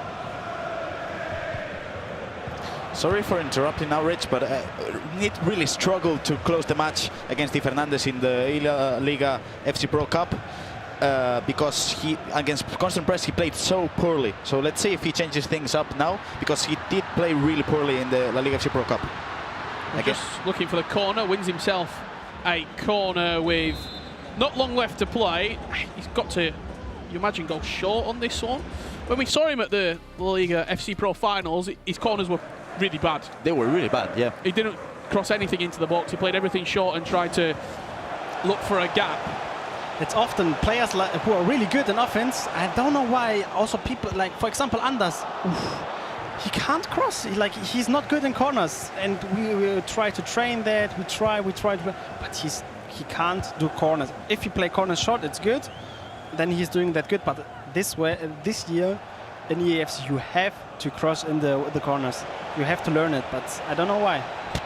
Luco, 20 minutes left in this game. He would have to score right now, which he does. Important goal. 4-2, and there's a lot of time left in this game. The other match between Neat and Di Fernandez, 86 minutes on the clock. However, in this game, we've still got about 20 minutes left to play in game time. Let's see if we can watch. Let's head on over to Di Fernandez versus Neat, because this game's going to finish earlier, and we can see the closing moments of both matches. I think he's playing better now than he did in La Liga FC Pro Cup with the passing. The extra pass there for Xavi Simons, dinks into the box for Drogba. Oh! What? Manuel headed. It's his own fault. Got to score. Saka being brought onto the pitch. Can he be the catalyst for Di Fernandez? Xavi Simons, you see the run from Cruyff. He goes to the outside for Mbappe. Cuts it back for Cruyff. You miss at one end, you are punished at the other. What? That was, I mean, Umut said it. His own fault. And sometimes in FC, when you do those mistakes, you're punished. That's a beautiful pass coming into Cruyff. He moved the keeper, but I mean, that's so... The timing on the pass to Mbappe is so nice as well, because you saw all the AI put the hand up for offside. It must have been so close. Di Fernandez clutching up. I'm speechless. I mean, let's see. And Luco a replay has whipped it into the box for Drogba, who wins the header. 4-3. 2 crosses, and I mean, Umut, you said it. In this year, you gotta cross, and you gotta learn how to cross. 2 good crosses come from Luco Negua, 4-3, and all to play. Yeah, to be honest, like if you see Levy's goals, you just play, he play into the box, he just tries to play, but Luca Negua is doing it good. You just cross, and it's hard Let's to have a defend. look at this. Talk me through it. I mean, you have to score this chance if you're playing it perfect. Drogba's on the second post, but he just aims bad. His aim have to be bad. Does he have one more chance in him? That's the question. The referee will play it if he goes forwards. He's got a second left. The ball has to go forward, though. Forward, yeah. Ousmane Dembele can't go backwards from here. Xavi Simons, the final chance will fall for Neat. Getting to the byline. Beautiful play. Cuts it back. Mbappe, extra pass to Modric, and we're going into extra time. How do we approach this extra time now, Umut, after conceding that goal? Mentally, how do you approach it? I think his coach has to help him a lot. I think it's so hard because he was through. he was in the top 8. He was there, but then it was his own fault. So he just have to focus, and his coach needs to help him. Levy Finn, great skills in the box. However, good defending from Luco. Good defending. Now he has 10 minutes, which is a lot. So let's see. He's probably pass it into Bellingham now. No, he decides to take it short. Be floated down the line, you would imagine. I agree, Wax. It's been full of shocks, this eChampions League. We hope you are enjoying. Tony Cruz into Pirlo. We'll get to your question, Real Yeti, in just a after second. this attack from Luco, because he's looking dangerous, especially when the ball goes out wide. How do you train before tournaments? What's the practice regime like, Umut? To be honest, I'm just playing a lot. Playing like really much, and of course I also try to learn corners, free kicks, stuff like this. And I think in this year in the AFC it's just really important to train corners. So I try to train corners, and also like to use, for example, 1 hour to train time finish or something, because it just can be like the difference in the game. So it's quite structured, your practice. This could be a big chance. R9 going all the way. It's blocked off the line from Nicolas Soule. It's a big chance what's squandered. It's a big chance missed for Levy Finn. Ousmane Dembele into R9. The step overs. It was green timed. The goalkeeper's got something on it, but it wasn't enough. That is what I said. If you don't hit screen, of course it's lucky, but if you don't hit screen, it will never go in. Wow. And I mean, you talk about it, favorite skill, step overs. 2 goals because of that. I move the keeper as well. If you're Luco, you've got to be so angry. Yeah. So angry because you move the keeper the right way. But again, R9, green time finishing. It's a really clear chance. And yeah, didn't they, the Soule anticipation, didn't it remind you of Soule in Champions League playing when he saved it against Mbappe? Just going to see this from Needs. Que bonito, niño. We're into extra time, and Neat is now leading. We will join that game in extra time. However, we're just going to see the culmination of this one, unless Luco scores 2 goals in the next 60 seconds. You would imagine that RB Leipzig will have an eChampions League finalist going to Magazine. It's not possible that he will score twice. So on in the top 8. May 29th. I think for sure we can allow Umut to go and join Levy to celebrate now if you want. Mbappe, hold on. That's green at the near post. Donnarumma with a big save. But still, 5-3, 30 seconds left. This is gonna be GG. Umut, thank you very much for joining us. Go and celebrate, my friend. Luco with the chance, however, it wasn't meant to be. Levy Finn and RB Leipzig will go into the eChampions League finals. Umut wants to go and congratulate his teammate. He does it everything. He commentates, he joins his teammate, and RB Leipzig is going through the top 8. Nice job by Levy Finn. Fantastic stuff, yeah, he's done what he needed to do. Luco looked to come back in that game. This could be a chance as we're joining it for Neat, and he goes through 5 goals to 3 there in the end, Levy Finn. 1 game remaining. Neat versus Di Fernandez, Graf. Talk about corners. Let's see this one. It's coming into Drogba. Is it going to be good? No time finishing. White. Probably why he didn't score it. Seems like he's going to try that one again. Di Fernandez not moving the keeper at all on these corners. You're always going to concede. You talk about this. You talk about Neat not going direct with the corners in La Liga FC Pro Cup and finals now. It's also terrible. He's not moved the keeper at all. And you can see what it means for Neat.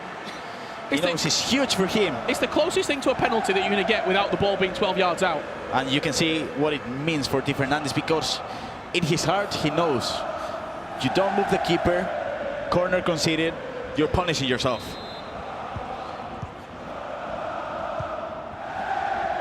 (5-3) Neat leads. It was late drama for Di Fernandez to force extra time. However, in the additional 30 minutes, he has not been up to par, as Neat from Real Valladolid leads 5-3, Graf. And for sure, in that ECL showtime we have coming up in just a few minutes, that roulette cancel. The 4th goal. Oh, qué bonito, papá. Beautiful goal from Nit. Let's see if he can defend this one. Di Fernandez looking to build, try and get himself back into this game, not with play like that, as Nit will come forward with Ousmane Dembele. And I think he's probably just going to try and hold the ball until half-time. I mean, he's happy with the result. He's going to attack. Round coming forward, but only as far as Saka, and that will do us for the first half of extra time. Grab. What are your thoughts on Neat in this extra time period? He took his foot off the gas in the last 15-20 minutes of the actual game, but he seems to have put his foot back on the accelerator now. I mean, I'll talk about it. One of the things that did really bad in the La Liga FC Pro, both in the Cup and the finals, was playing against constant press. He did play better now because he had the chance with Drogba, which was missed. Now, then you got a counter-attack. He didn't defend it bad, but as you said, the timing with the passing to Mbappe was really good. So I did think he played much better here against constant press. Now the constant press is gonna come again. 2 goals, 15 minutes left. Let's see if he can handle it, because at the moment, I mean, the extra time has been perfect by Nit with the roulette and with the corner. Especially you can see what it means for him to score a corner when you're not one of those players that take the corners directly. Absolutely. You know? It looks like they're about to get locked back into this. 15 minutes remaining of the eChampions League knockouts. This is your last game before we go and get all the glitz and the glamour of the finals. 8 players will be there. Montaxa, Johnny, Danny Pitbull, Bernardo, nice Manu Bashore, Emre Yilmaz, and Levy Finn just guaranteed his spot. Neat will be looking to be there as well. R9 dancing in the box. Surely back to Drogba. Come on, that was beautiful. Needs to work on his heading. He needs to work on that, right? Because, I mean, the build-up was as good as it can get. But now Saka is attacking.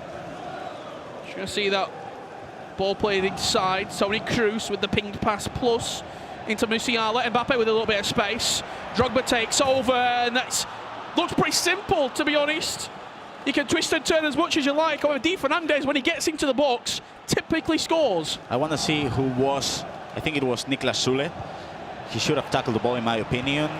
No, it was Jimenez. I mean, that should have been a tackle, in my opinion, but still, it was a good goal coming in from Di Fernandez. And as you mentioned, when Di Fernandez gets inside the box, he usually scores, which is a skill by itself.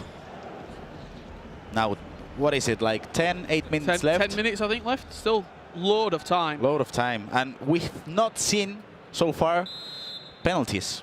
If not in the entire knockouts. Not in the entire knockouts. Could it be this match? We'll find out. There's time on the clock for Di Fernandez, and that is the most important factor for him right now. He doesn't have to throw everything forward just yet. Neat will have one thing on his mind, and that's to get a 6th goal. Maybe even a 7th. Lovely pass over the top from Xavi to Xavi Simons. Twisting and turning, waiting for a little bit of support from Ousmane Dembele, and now gets it. Step overs on the byline, just not enough space for Neat. Let's see how the build-up goes. He's probably going to switch up the play to a right back. He's got over there with Drogba. He's just about half a yard off it. This is a beautiful build-up by Di Fernandez at the moment. Switches up the play. Huge interception by Raum. You saw Saka. He's been brought on at right back. It's an offensive change. Neat going to work the ball across the box. Ousmane Dembele now waiting for support. Into Xavi Simons. 5 minutes left to play. Nice interception by Sule. Runs straight into Di Fernandez. And that's Xavi Simons. That is the right back. Let's see if he can build it, because the right back is out of position at the moment. He knows it. There's an overload at the top of the pitch. Got to go in the air. It has to go in the air. Now this could be the final attack of the game.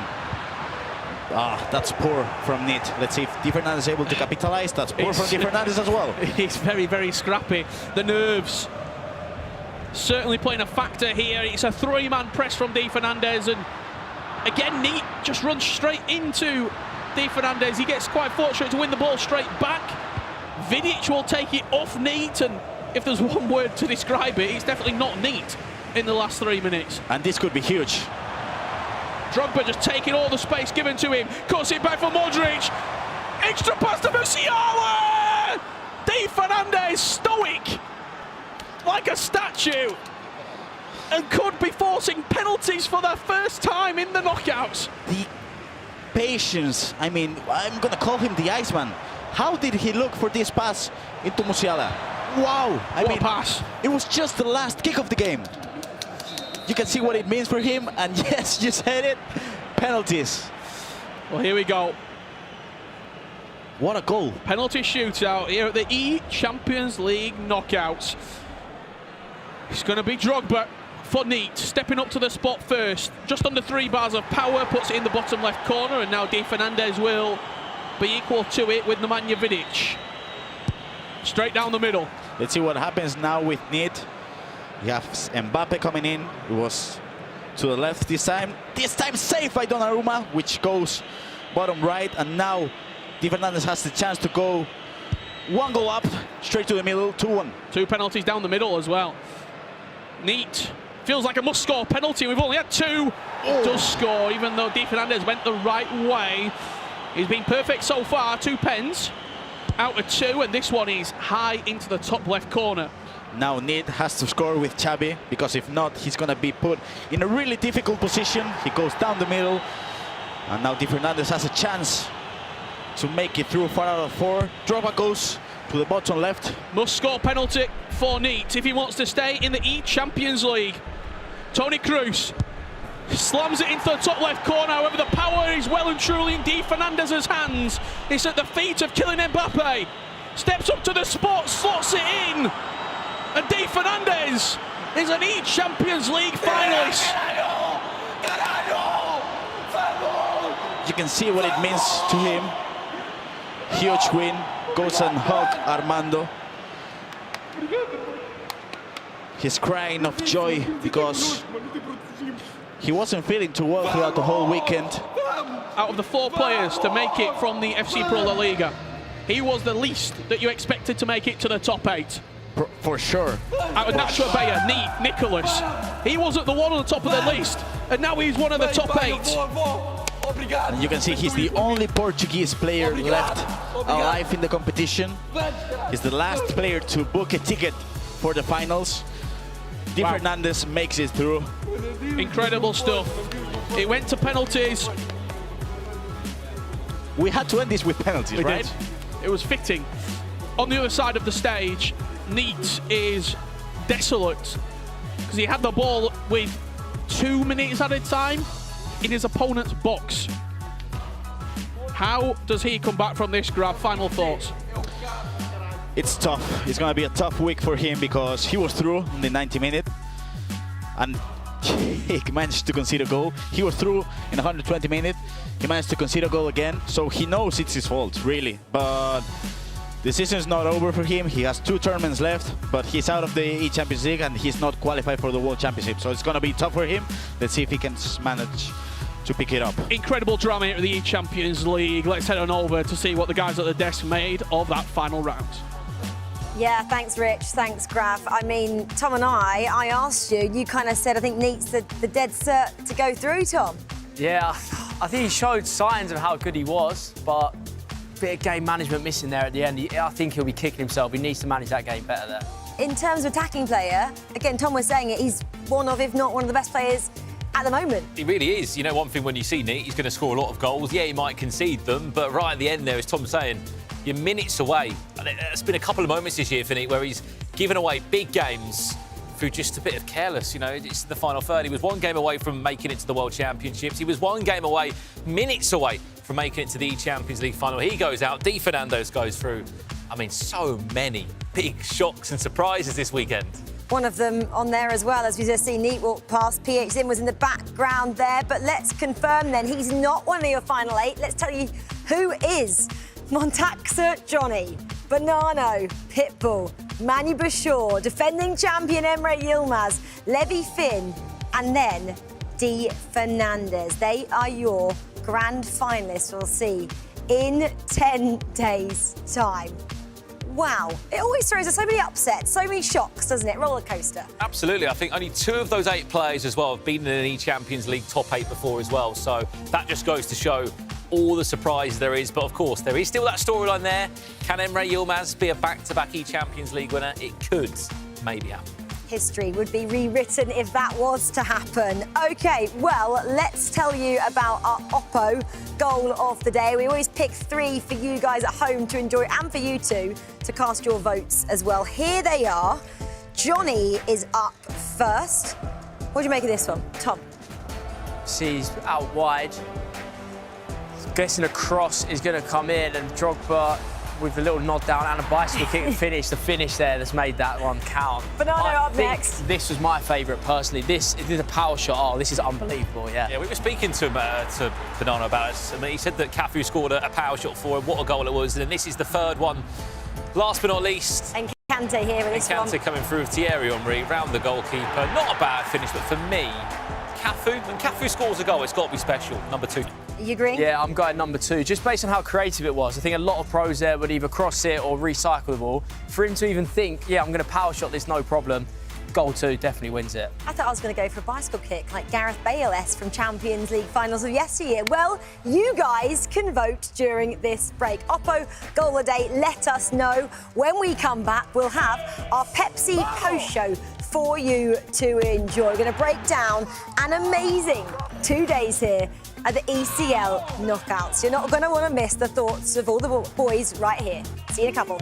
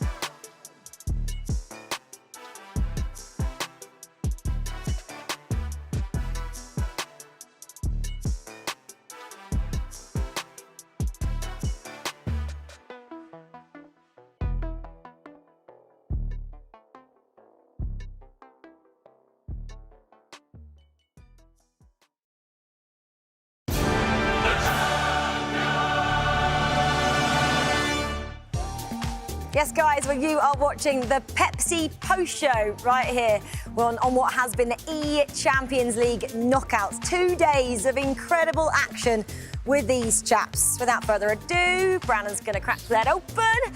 Whilst he does, we can see who won Oppo goal of the day, and it did go the way of these two as well. Banana, you like that one, right? Do you want to have your thought on this as well? For me, I agree. I think it is the best goal of the day. Just the power shot, the accuracy is perfect as well. So, yeah, it's only right. Exactly. Only right that he gets it. We get to see it again right now as well. And we will see Banano in 10 days' time. Oh, look at that first time as well. The angle shouldn't even be there. Yeah. I didn't even know you could do that. I love how much he loved that as well. We don't always he knew it. He was so happy with himself. He's so happy. I'm sure he turned around to Edu as well. Like, do you see what I can do there? Do you see what I can do? Well, he was Oppo goal of the day. FedEx top goal scorer, guys. This was a little bit more difficult to call. 5 players, right, scored 5 goals. They go to Matty, Banana, who we saw there, Manny Bashaw, Levy Finn, Neat, and Di Fernandez. Take a bow. I mean, 5 goals. Why couldn't anyone get 6, guys? I mean, we're asking a lot at this point, aren't we? No, we're not asking a lot. But you're asking some of their best goals that we saw. I mean, one thing that we delivered here in the knockouts, I'm sure we can agree with, Ryan. Every game had, what, 5, 6, 7 goals in it? Yep, exactly. And it was end-to-end action and a lot of them last-minute goals, important celebrations as well. But, yeah, 5 goals between 5 players. Were you surprised at that as well? Because sometimes when we get to the knockouts, this far down in the competition, we get really cagey affairs, don't we? Do you know what I'm surprised at, right? Don't know if you agree with me, Tom. I'm surprised that, obviously, Ketadano had a tough game. For me, I would always associate him with someone that scores a lot of goals. Obviously, didn't go his way today, but I'd always picture him being part of this group. Yeah, he's always the front runner in games like tournaments like this. He's always one to do it. But I liked it because normally it's easy to get nervous. It's easy to think, OK, I'll just sit in. Everyone went at it today. There was goals in virtually every game. I can't remember a low-scoring game. I think Emre's won, the only one. 2-0? 2 or 3-0 still? Yeah, that's the only one. If that's low-scoring, we take that. Yep. 2-0, that was it, wasn't it, for Emre Yilmaz, defending champion, to go through. Only player as well that didn't concede, so that's a little stat there as well. Well, we've spoken a lot about goals. Let's talk a little bit about skills with Rich and Grav in this ECL Showtime. Thank you very much, Rachel and the guys. We have a lot of fun here on the ECL Showtime.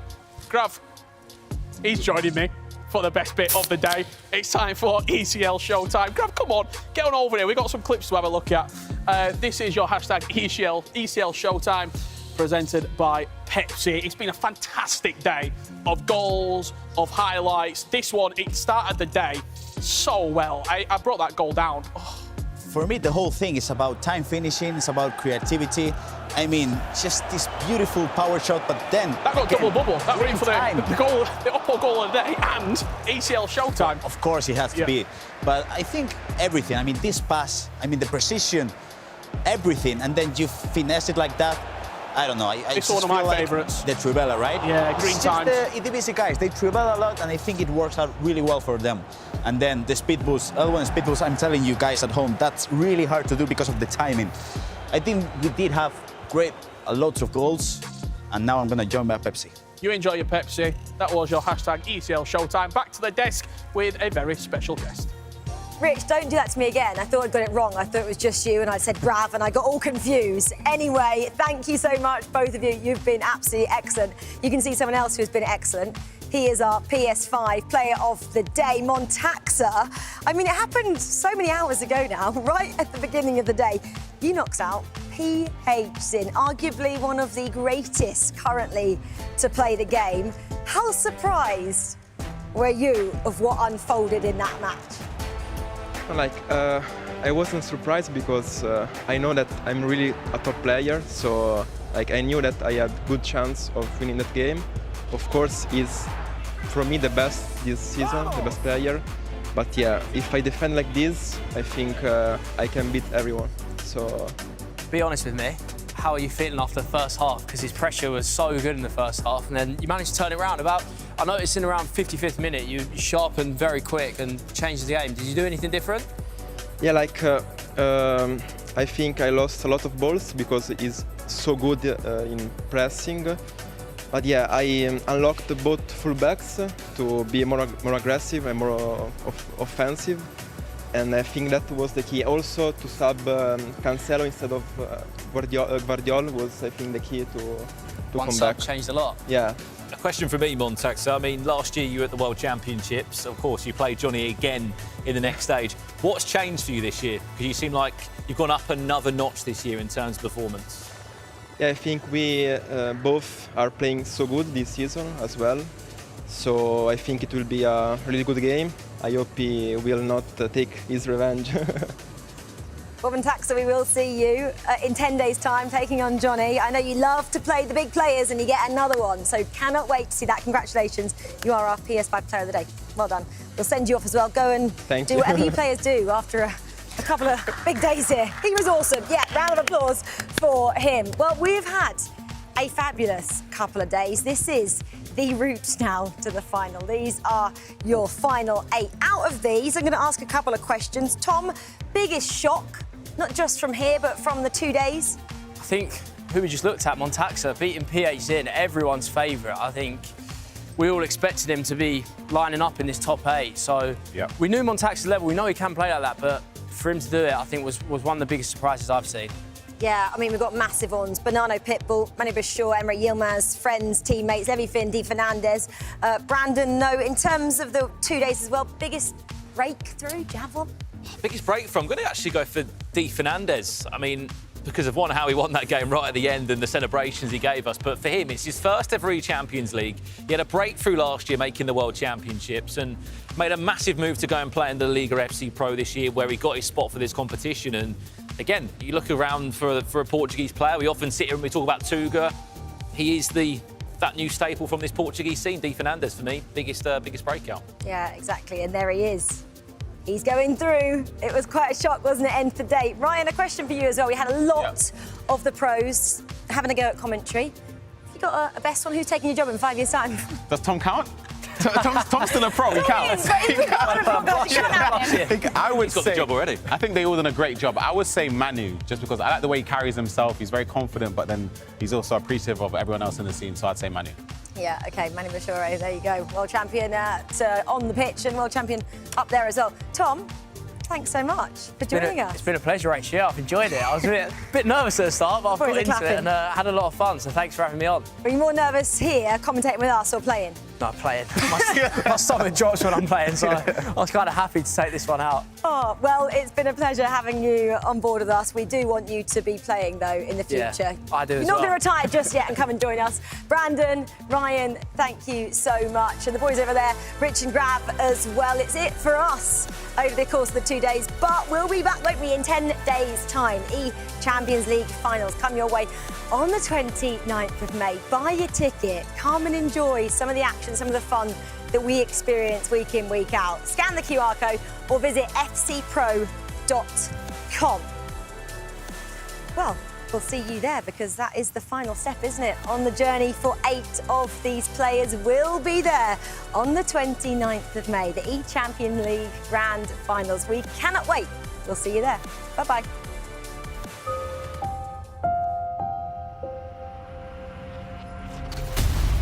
Minutes playing the game. If I score more goals than my opponent does, then I'm gonna go through. Modric into Henry! It's perfect football! Still unbeaten, still not lost the game. Season to remember. Montaxa, bellissimo! The Italian job is complete. Bernardo lifts up when the spotlight shines brightest. And it's also a penalty for Danny Pitbull.